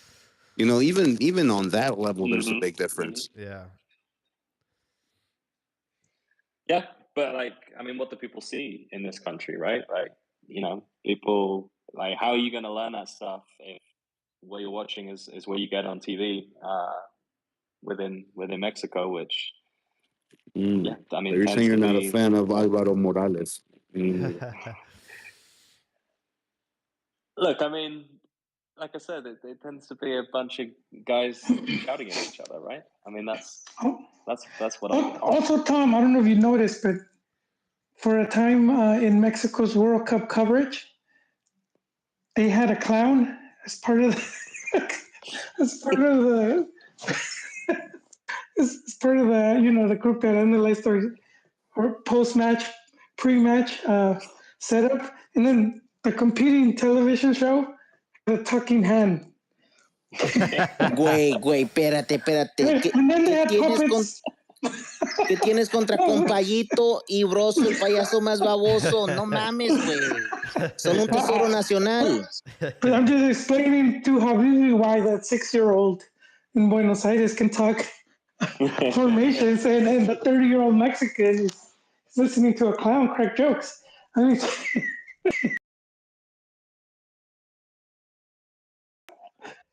Well, I mean, I totally get the point, but also at the end of the day, like, it's okay to enjoy football in different ways, right? Like, I mean, I enjoy watching Viernes Botanero, and like, they're not talking about anything tactical to do with the game or anything like that. Like, half the time, they're not even talking about football, but I enjoy it, right? And that is part of football culture over here, and I don't think there's necessarily anything wrong with that. But yeah, maybe it would be good if there was like the possibility of some people who are interested, right, to get a bit more of a in-depth perspective, so that they can learn a little bit more about what's going on the pitch. I don't know anyone who's genuinely enjoyed Viernes Futbolero, because I mean, how many times can you watch Mazatlan play Juarez? Like, I enjoy it. I feel like every Friday I would tune in, and it's like, haven't they played each other like 10 times? It was always like the same teams playing each other. At least that was like Querétaro, Juárez, Mazatlan, Puebla. I'm like, yo, didn't they just play each other like last week? Like, what's going on here? It does have that feel. Yeah. I don't know, man. I'm on Tom's corner here. I knew that he was a classy gentleman. I knew that he was a man of culture. Porque el pinche Viernes Botanero, güey, es un tesoro nacional. No mames, güey. Si no lo estás viendo, se están perdiendo la mejor televisión que hay. I like Sábado. I think there's more, like, I don't know. I will say that, what was that one game on a Friday that was pretty entertaining? It was like Necaxa. It was like there's so many goals in that game. Yeah, that was definitely. Necaxa Pachuca. Was it Necaxa Necaxa? Yeah, Pachuca. that was a fucking. That was ridiculous. Yeah, that was great. Yeah. Meanwhile, we had. Although not Viernes Botanero, right? Because it was on what's it on Claro Sports? Oh right. I mean, it was on Friday, but yeah. not an Azteca game. Yeah, no, that weekend, El Viernes Botanero was Chivas versus Mazatlan. Oh, that game was like the perfect Viernes Botanero, because it was atrocious for about 85 minutes, and then like the best ending. Yeah. Dude, it was goal for the last 10 minutes. It was so good. Martinelli gave it the official stamp of Viernes Botanero. They had a whole graphic done. They came on screen, and it was like the type of things that you only see in El Viernes Botanero. Yeah. And you have to sit through like 80 minutes of like, oh god. Like, what, Dude, you know what's amazing when David Medrano was like ripping on all three sides. He was hating on Mazatlan, he was hating on Chivas, he was hating on the refs. This is Liga MX to its max. Yeah. Oh, the refs in that game was just oh my god. Yeah, it was crazy. I was like, oh, we have a field player as our goalie for the rest of the game. That's interesting. And Mazatlan did not even try shooting. They didn't even shot once. They didn't even shoot. It's crazy. Like 10 minutes of stoppage, and they still didn't even. He wasn't even tested. Meanwhile, on Sundays we have Sleepy Sunday. Like the play-in matches, Juarez Pumas. That was painful to watch. Even the PKs were sloppy. And then obviously the big payout with Monterrey Pachuca. I mean, they flipped the script. Rondon. Yeah, bro.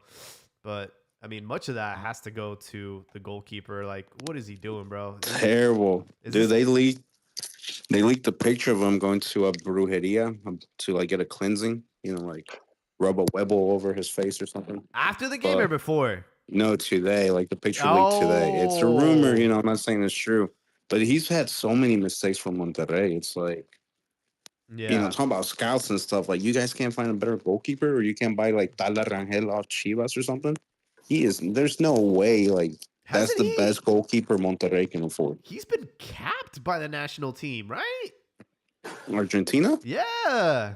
Probably when he was at River Plate. That's crazy. He was at Boca. Speaking of goalkeepers, Tom, since you've been so close to Santos, what are your thoughts on Acevedo? I'm convinced he's a good goalkeeper with some bad moments. Some of my co-panelists think otherwise. What are your thoughts on Acevedo? Good goalkeeper? What kind of shampoo does he use? No, I'm just kidding. No, I don't know, but yeah, his hair is quite something. Head and shoulders, baby. ¿Cuál, güey? Puro herbal Longest hair in essences. Mexico? Oh no, Mexico used the soap bar for everything, bro. Soap bar on your face, Use your butt, your hair. No, I mean, I think he goes through good and bad spells. I think is kind of the issue. I think when he's been at his best and like some games, he's like his ability to stop shots is as good or if not better than anyone else in the league. But yeah, it's a little bit streaky. I think I think he goes through. He's had some fantastic seasons, and he's had some seasons where he struggled. The main issue for me with him is that he doesn't. He's limited. I'd call him a limited keeper because he doesn't do many of the other things that people might want from a keeper. All right, which might be like coming off. Like we talk about height, right? He's not small, but he's not the tallest for a keeper. He's not great at coming off his line to claim crosses. He's not great at coming off his line like sort of Nahuel Guzman of being like the sweeper and covering the space behind the defense. He's not great with the ball at his feet. So you're saying he's like a shorter Memo Ochoa? Yeah, I mean, I think he is very similar to Memo Ochoa. I think Memo would be one of his idols as well.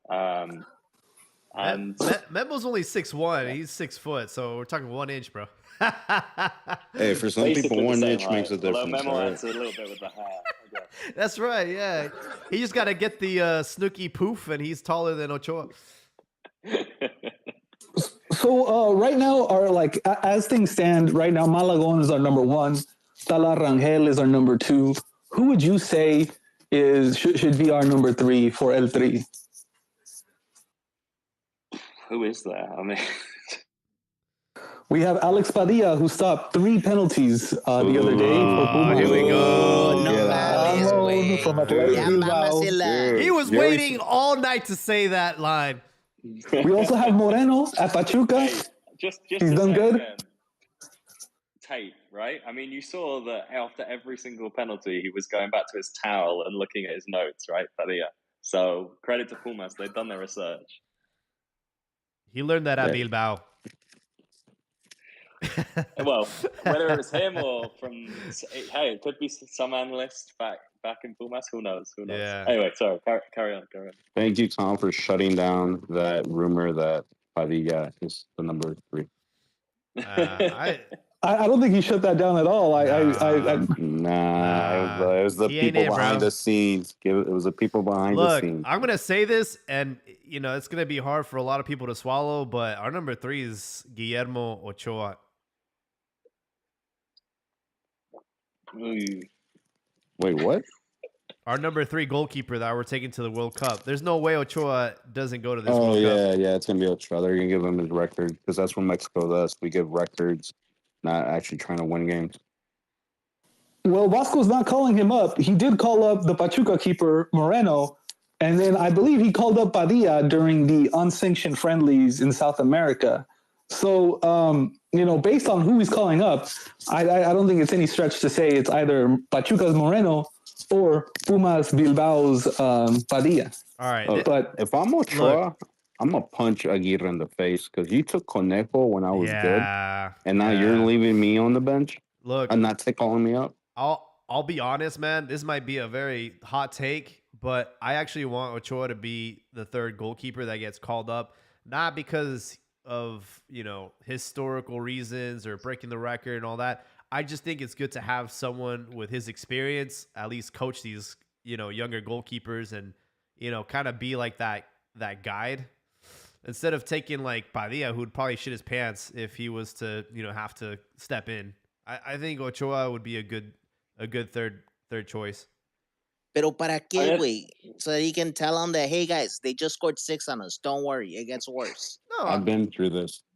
Yeah, I think it's just like I've been through this. Like enjoy the moment. Kind of like what Cuauhtemoc was saying on the other day, how like Ramon Morales was like crying about starting in a World Cup game, and Cuauhtemoc was like, "Why are you crying, bro? Like enjoy it. This is your country. Like be proud." I think having those people in your, especially a position like the goalkeeper where it's mostly mental, bro. Like you have to have your game face. And I think a lot of these mental mistakes, I mean, we've seen both Rangel and Malagón make some really massive blunders in these last couple of weeks, right? That's a little bit concerning going into a World Cup year, and having someone as senior as Ochoa, might be a competitor, but also just be good to give good advice to these other guys, that are carrying the torch. Wait, if that's the case, you might as well take Chichabuelo and Diego Dreyfus. No. Just don't take your wife. Look, Ochoa is playing in Europe. No other goalkeeper in Mexico can say that. Facts. Plus, he's always delivered. Every World Cup he's played in, he's made the highlight reels. I think there is an argument to say that, like, unless you've got Osorio as your coach, the third goalkeeper is never going to play.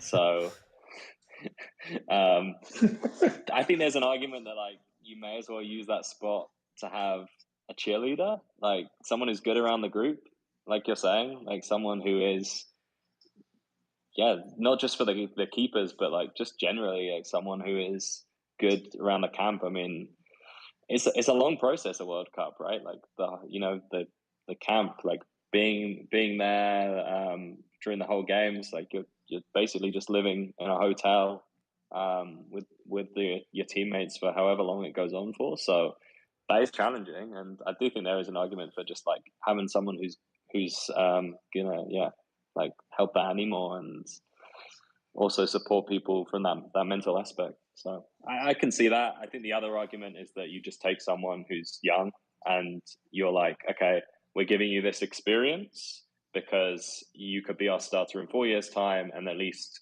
you know what it's like, right? You know what it's like to be part of a World Cup squad, even though you're not going to play. Maybe Rangel already is that guy, but I definitely think he's, going to be the at least the second choice. Yeah, didn't Brazil do that with Ronaldo in '94? Like he went to the '94 World Cup, right? Yeah, he was 17. I think so. Yeah. They also did it with Kaká when they won it in 22. I mean, in 02. What a team that won. He was 17. England once did it with Theo Walcott when he was 17. Yeah, man, but that's Brazil. Brazil, like, they didn't even pay attention to the analytics or anything. You remember when that story of Carlo Ancelotti telling Ronaldo, do you even know we play this weekend? He's like, no. He's like, you even know the name of your defender that's going to be marking you? No. But I can promise you, they know me. Was That's it, the players, though, but which the Ronaldo? Fat Ronaldo or Cristiano? Yes. El brasileño, el fenómeno. Yeah. No, their fan has been on top of things, though. The players might not, but they're one of the first feds to have therapists, to even have like to bring in their own chefs to their training camps to make them their foods. So I mean, maybe the players are like that, though. I mean, Mexico Yeah. took its own chefs, and they got Clemuterol tacos. Tacos de Glenn Tacos, man. Welcome, Albert, to the show, man. How you doing? How's it going? How's it going? Going back to Mexico. You know what? Like I said before, Aguirre has been known to take veterans to Yep. call veterans. He called up Paco Palencia for a qualifier in 09. And then, let's go back to 02. He took Campos, which is kind of like the position that Ochoa is right now. He took him, and he took Aspe. And in 2010, well, he took Conejo because he knew him, Yep. and he ended up starting him, and he took Cuauhtemoc. So it wouldn't Yeah. surprise me if he takes Ochoa because of And he likes to have those stalwarts in the locker room. he also took an aging Claudio Suarez, El Emperador. I think. No, I think that was La Volpe. Oh, was it? Yeah, it was La Volpe. Yeah. 06? Yeah, Yeah. that's what I was. Oh, okay.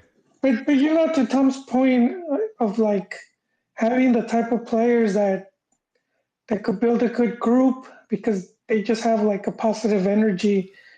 We've seen teams that implode, you know, in that wait, as he said, it could be a month where they're together before the tournament. And France was one of the teams in, I think, 02. It just like self-destructed. Yeah, and I was part of it, and US in 98 as well. That team fell apart before the World Cup started. Ochoa seems like a respected guy. I don't know if you ever saw the Yeah. like the behind the scenes of of him in the Olympic run in 2021. He talked like a boss, and all the guys were always attentive of him and you know treated him with respect. So you know, I thought you were going to say because he brought the escorts. no, He's got the discount. He's the one that got caught because the girl was taking. No, it was I forgot what year, but the girl was taking selfies from the hotel, and you could see. It wasn't for the Olympics. It was Oh no! But I thought you were going over Okay, there. first of all, they don't need a trial for that. They got Alexis Vega already, all right? Yeah, there you go. I think Ochoa, he probably has more connects, bro. He's international. Did you ever see that video where it was a bunch of Chivas guys with trophies and I think Vega, and one of the girls brought out a camera phone and everybody got spooked? Nah, I've only seen the pool party. That was it. Yeah, it was a pool party. It was that one? And they brought out a phone and everybody got all fucking scared. I don't know if those guys were Chihuahua players. Then I wouldn't be surprised, but they look kind of out of shape. The trophies were right there. Tom, instead of like doing hot takes, can I ask you a hot take question? Do you ever see Liga, and I'm not talking about like 5 years on the road, 10 years, I'm talking about like 20, 30. Do you ever, due to both leagues not having promotion relegation and both leagues having some like weaker teams that could disappear, do you ever see Liga MX and MLS merging? I think the biggest challenge there is the amount. At least, like I don't know. I don't really know the inside or the perspective of teams in the US, but I would say, just looking from the outside, I'd say the biggest thing getting in the way there is the amount of money that people have spent to buy franchises in MLS. So I'm not sure if it would be like allowed to bring Liga MX teams onto like the same level or bring them into that group, you know, for free effectively. So that aspect I'm not sure, but I think maybe what happens is, or what could happen is just an increase of like, you know, football being played, you know, these tournament, whether it's Leagues Cup or whatever, you know, more continental football, right? Like this is kind of where Europe's going. Like obviously the Super League didn't happen, but the Champions League has gotten bigger and created its own league system. Who knows? Maybe they'll try to make some sort of Swiss style league system, like they've done the Champions League for CONCACAF or for Leagues Cup or something like that. But who knows? I mean, if I may anything's interject, I possible. discussed this with a Liga MX marketing expert, and he told me that that the only teams that would make it if they were ever to merge would be obviously your top four, and then which is Chivas, America, Pumas, Cruz Azul, and then your norteño teams, and maybe two more, and then that would be it. That was according to him, and he was like he was a pretty he's pretty in the know business wise. Yeah, I mean probably knows more than me, but yeah, I mean it does make sense. Like I said, it's like it's something that to be acceptable, right? It would have to make financial sense, and obviously, Leagues Cup, you see this mixture of you get games of America Chivas playing in front of huge crowds and everything because they've got huge fan bases over there, and then Juarez and Querétaro or Puebla, Mazatlán, or whoever play in front of like 200, 300 people, and I mean that's not making money. And that leads to match fixing, which Mazatlán Femenil proved to us today. Wow, and it didn't surprise me either. So to take things back to something that you are more familiar with, Tom. I read your article in regards to Mora, and I heard your previous pod on the Colorful Kid where you talked about Isaías Violante of Toluca, these young starlets, so to speak. And these guys have kind of been on the radar of a few people, because they are prolific, right? And you can write these stories about them. But can you tell us about any prospects that may be underneath the radar of people? Like who's I think of the expression a comic's comic, like someone like that isn't particularly famous, but like people within the industry respect. Like who is someone like that that is a prospect in Liga MX? In terms of someone who is actually playing in Liga MX right now, I'd probably pick out Ramiro Arciga, who was at Mazatlán and then moved to Xolos last year. Didn't get many games at Xolos, mainly just because obviously he's a right winger, so he has Efrain Alvarez in front of him in the pecking order. But he was basically Mazatlán's best attacking player when in the Apertura, and the player I like a lot, very creative. Like I said, plays on the right wing, hardworking out of possession as well. So I think he's only 20. He's someone who could be someone to watch, particularly if Efrain Alvarez gets a move. I think he'll step into being a starter at Xolos.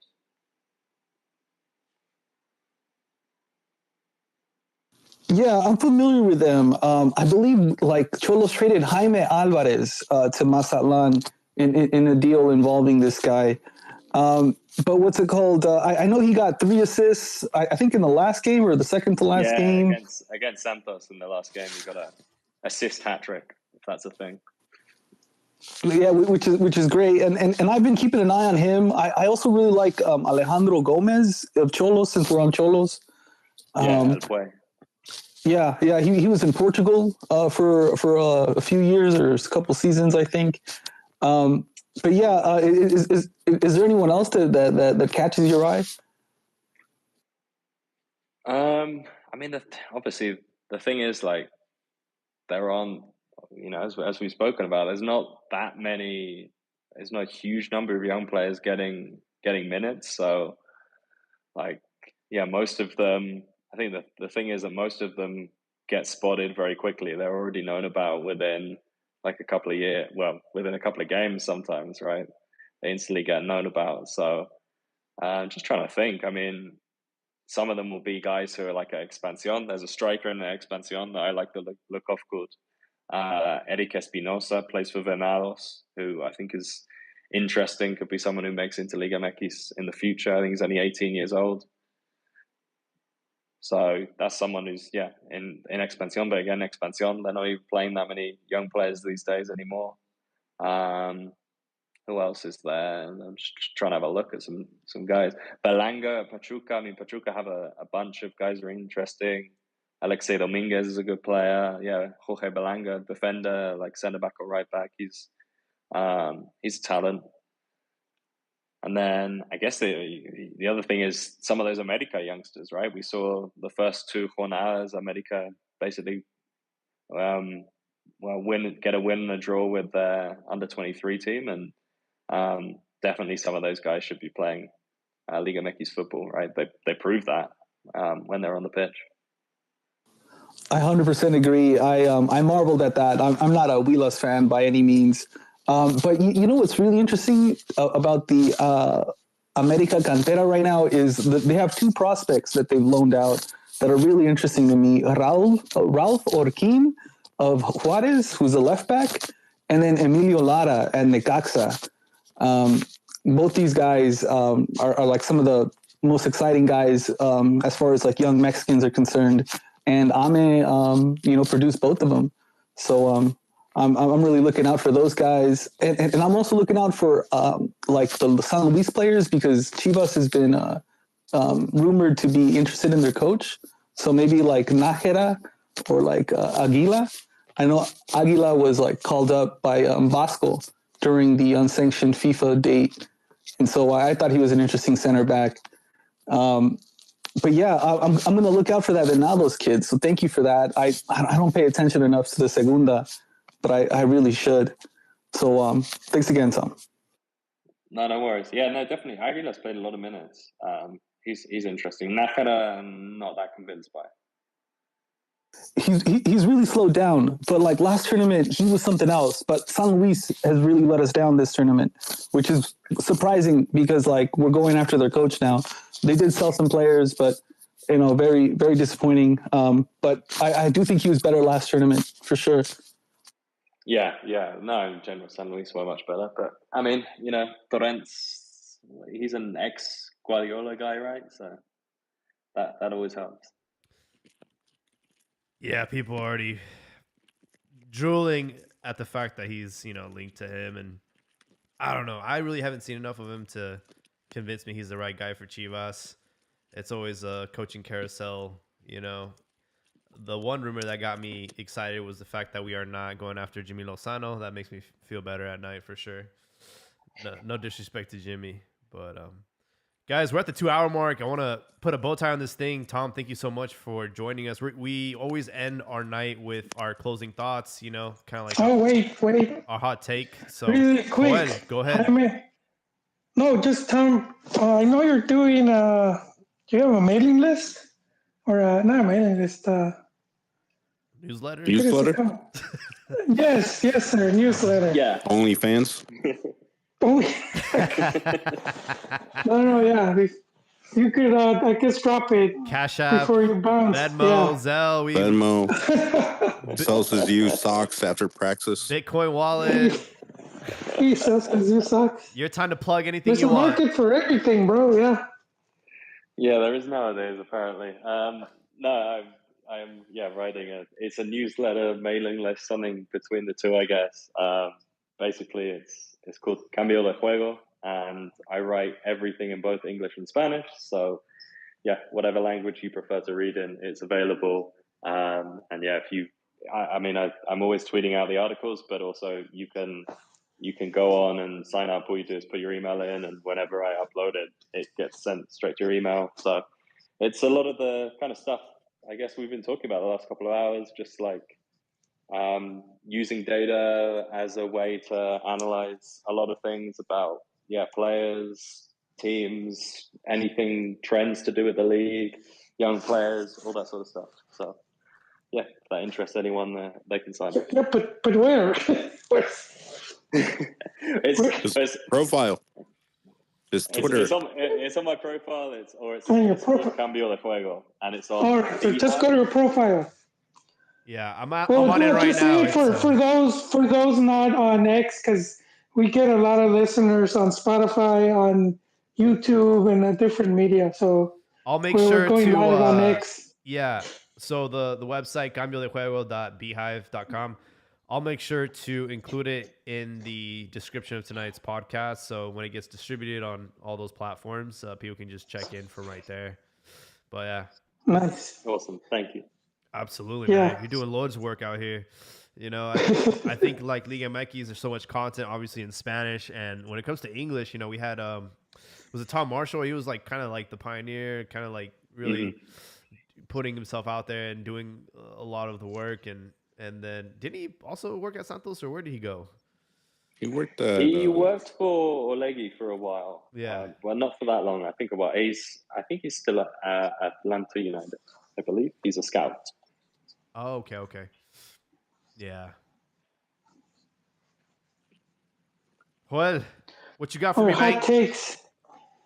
Oh, good, man. My not so much a hot take, but I was I checked in on Gago and I was like, I saw he was in first place, and then I saw he was playing the Clásico versus River, and I thought maybe he could survive a defeat, but it turns out he didn't, and so he's out.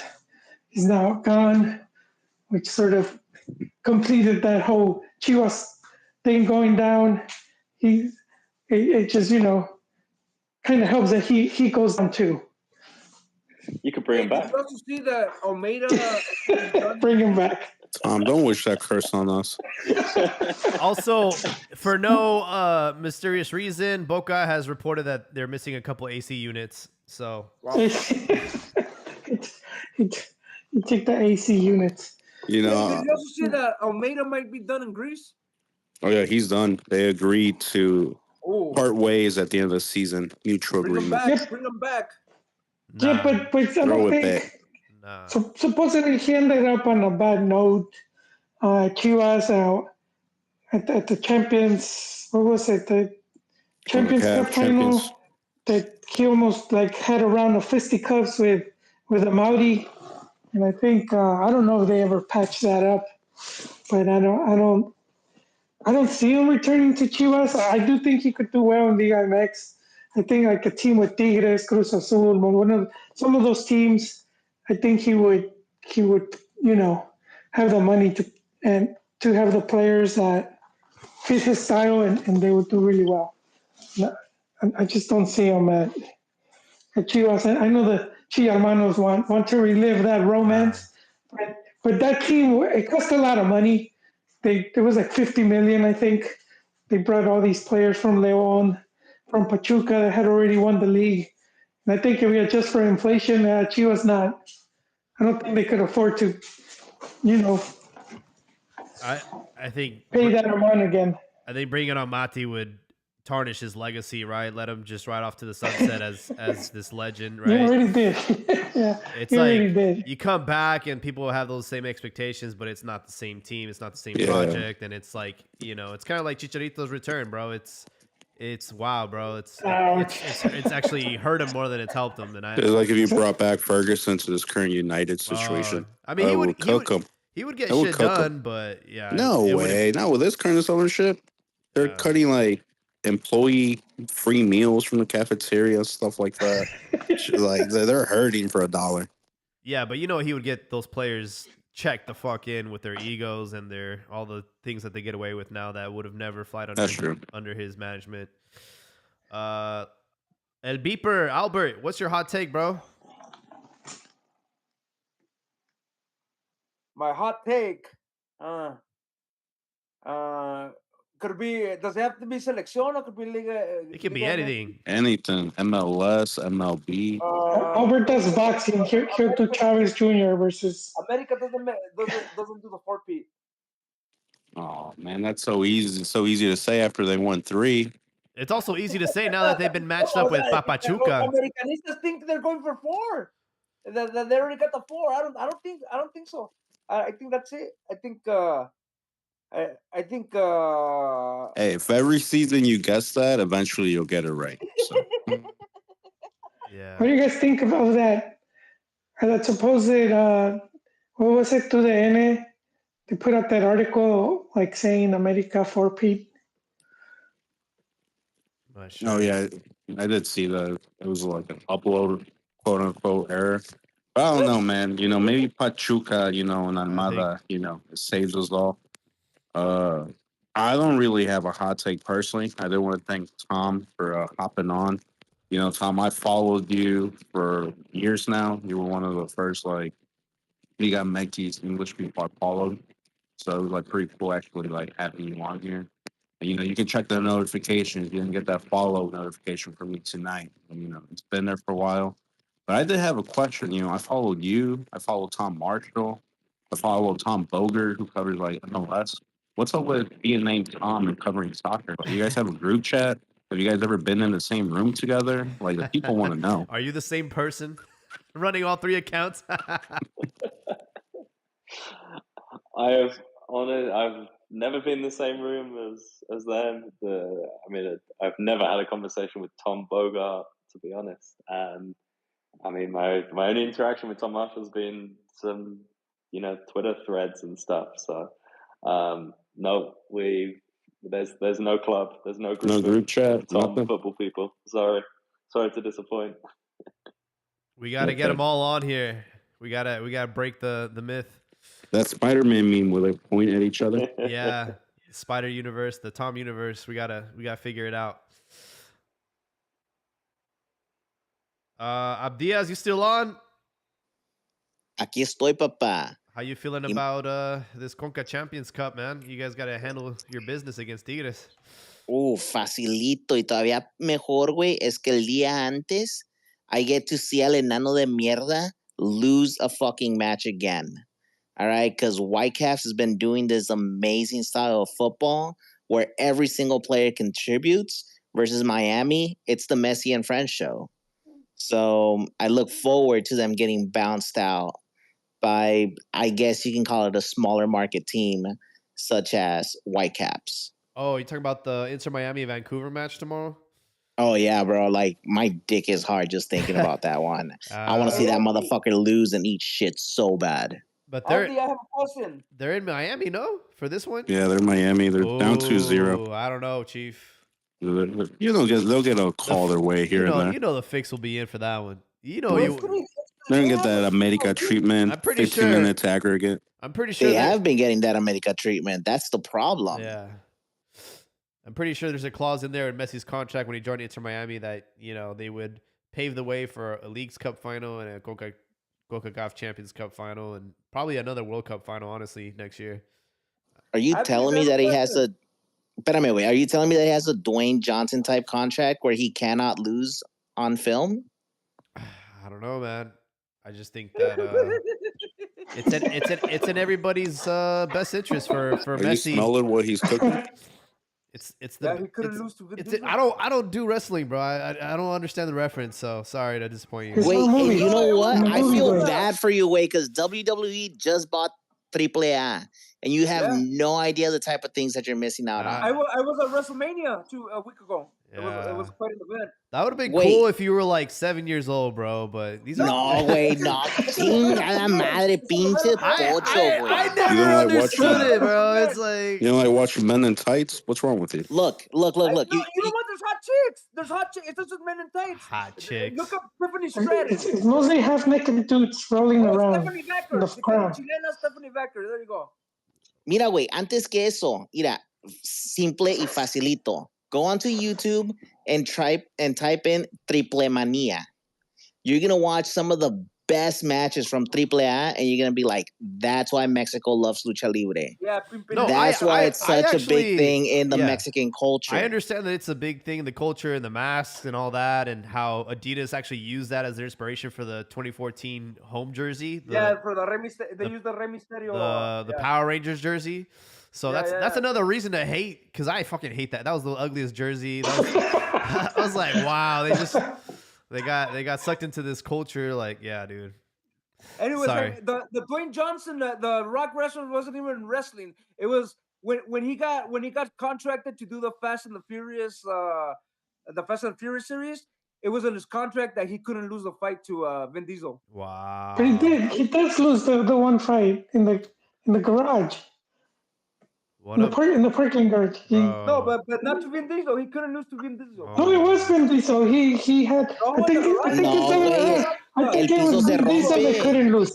Fucked them up. No way, he has like a wrench, and he's gonna like Wow. No, hit you him. never. We could No, just that was end the Strahan. podcast right now, bro. I can't even. That was I can't Strahan. even right now. Tell me you've never seen Fast and Furious. That was Strahan fucked them up. Oh my god, dude.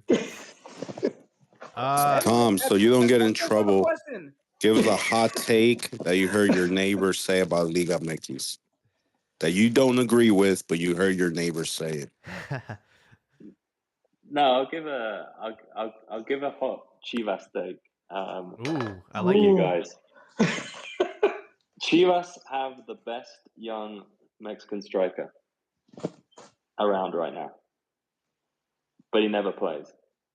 Hormiga? Yeah. Really, Hormiga? Let's go. He just made a mistake or night. Ant Man. He's also causing issues with LeBron in that series. Ants are good, man. Stronger than humans. Make good boots too. Rifado, I think you're still on. Espérame, wait. Espérame. You Oh, wait. didn't even let me finish. Yeah, you went on your wrestling ramble, and I fucking had to cut you off, son. Pinche hater, way. Just because you didn't grow up watching like Místico or Volador, Octagon. Perro The old Guayo. school. I grew up on wait. Perro Guayo and Conan. Wait, Tom, Wait, did when you I watch met- Dragon Ball Z, or are you like Jaime, didn't watch Dragon Ball Z either?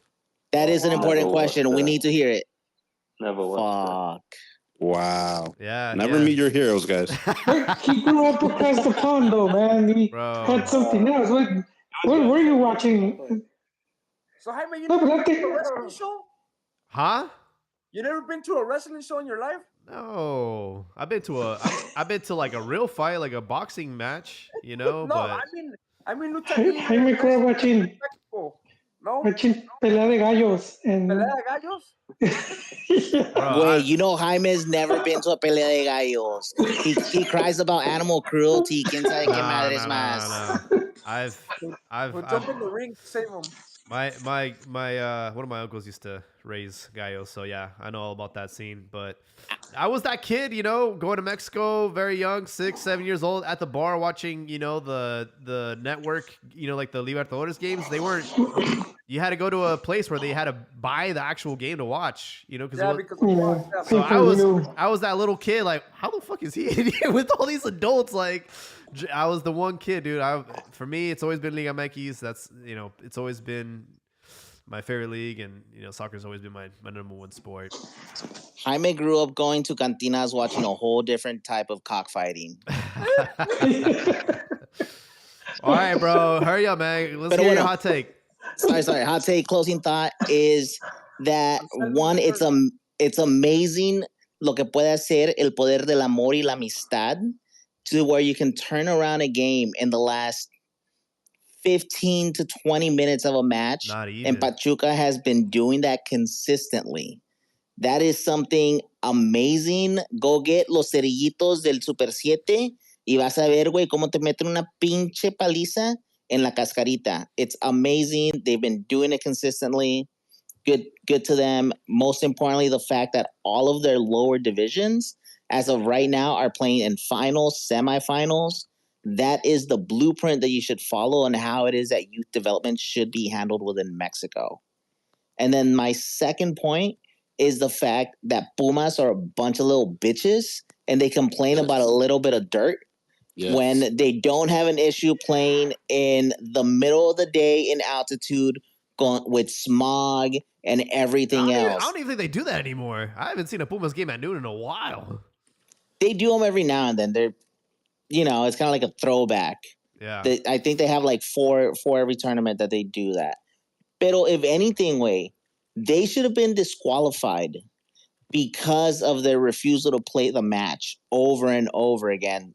La Comisión said this game starts at this time and the team wasn't there to perform while the other team was already on the pitch, dressed and ready to go. They should have forfeited that match. Pero no, como es una pinche liga bananera, nada importa, ¿verdad? Los equipos pueden hacer lo que se dé su chingada gana. Dude, in my Sunday league, for every 5 minutes the team's not ready, it's an own goal against, after 15 minutes, it's automatic forfeit. After 15 minutes, just empieza la borrachera. Ahí Exactly, pisteando. la carnita asada. I mean, you were saving the beers for halftime. Guess what? You can have them 40 minutes early. Yeah. I was not sure what the hell's going on. You know, I was like, oh, there's two, playing matches today. I think one was going to start at 3 and the other was going to start at 5. And then I tuned in. I'm like, yo, it's like 5 o'clock and these guys haven't even started yet. And like, it's also like, I don't know, it looked like some of the lights were out, but it was just like a sandstorm. I was like, that's crazy.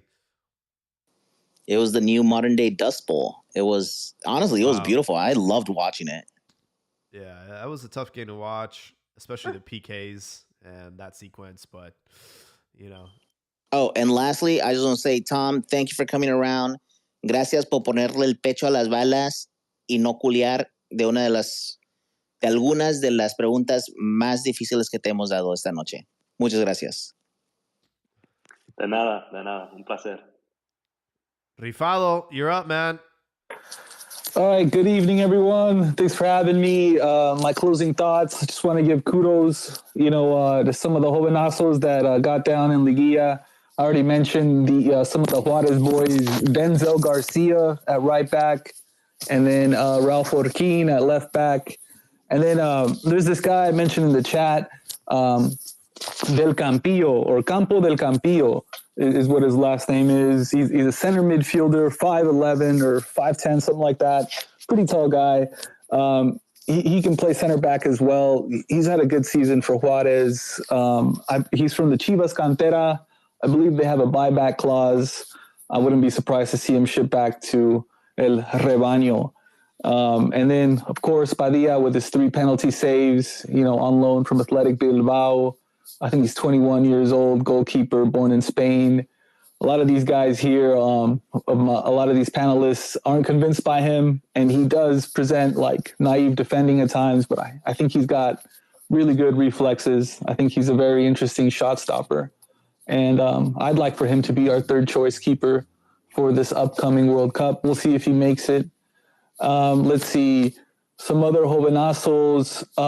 Brian Gonzalez, left back for Pachuca. They beat Monterrey, kind of surprised a lot of people. Monterrey's got a lot of money.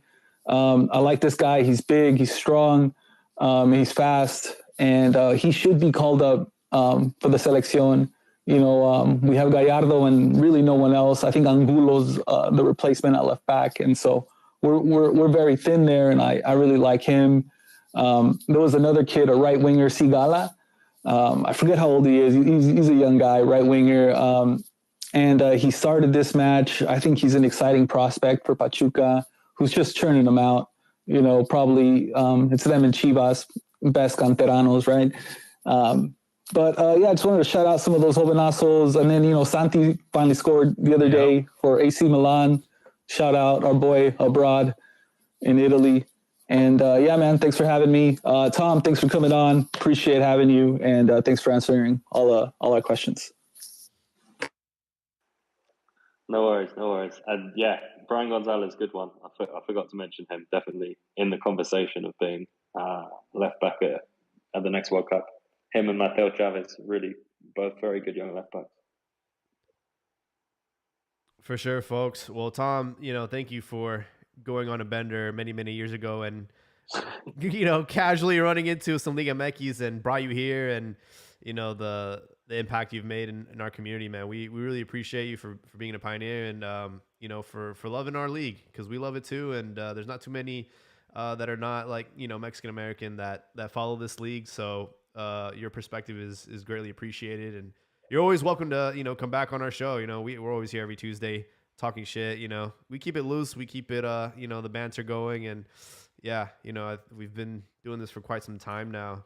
But Today was probably our most formal show we've had. Yeah, I'm about to say, man. I was like, everyone's being, it was like cordial too today. Professional. Sorry about that. That's on me. Nah, yeah. Next time, just crack open a cold one and join us. Keep it loose and man. We'll do it at 3 a.m. next time. Yeah. Look, guys, I don't really have any hot takes. I will say I've been, religiously watching the NBA playoffs, and I know it's a different format than Liga MX. These guys face each other, 5-7 times up in a series. So, players get under their skin, and there's little rivalries going or a little, shithousery happening. But I just wish that Liga MX could take a little bite-sized piece of that mentality of, we had Jimmy Butler the other day, and the other guy on the other team, he just hates him. He actually went on record saying in a press conference, like, "Oh, yeah, we weren't joking around. Like, we're competitors, and like, I hate that guy. I don't like that guy."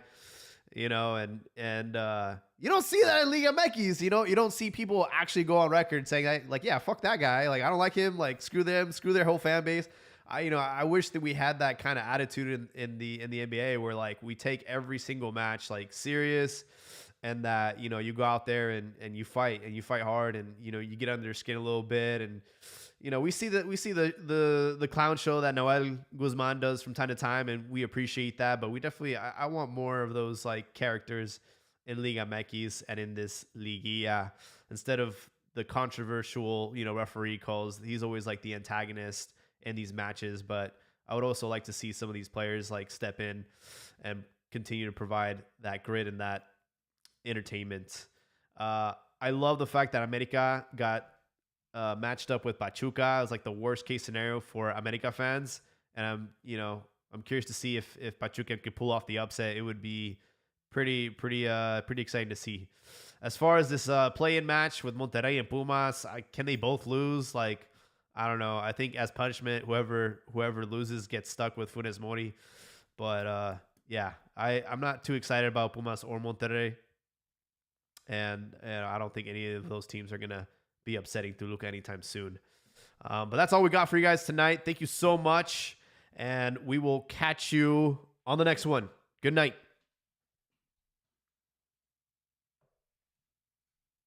YouTubers, appreciate y'all. Make sure to give Tom Harrison a follow on Twitter. He is a stand-up guy. And also check out his newsletter. He's got the Cambio de Juego that he produces.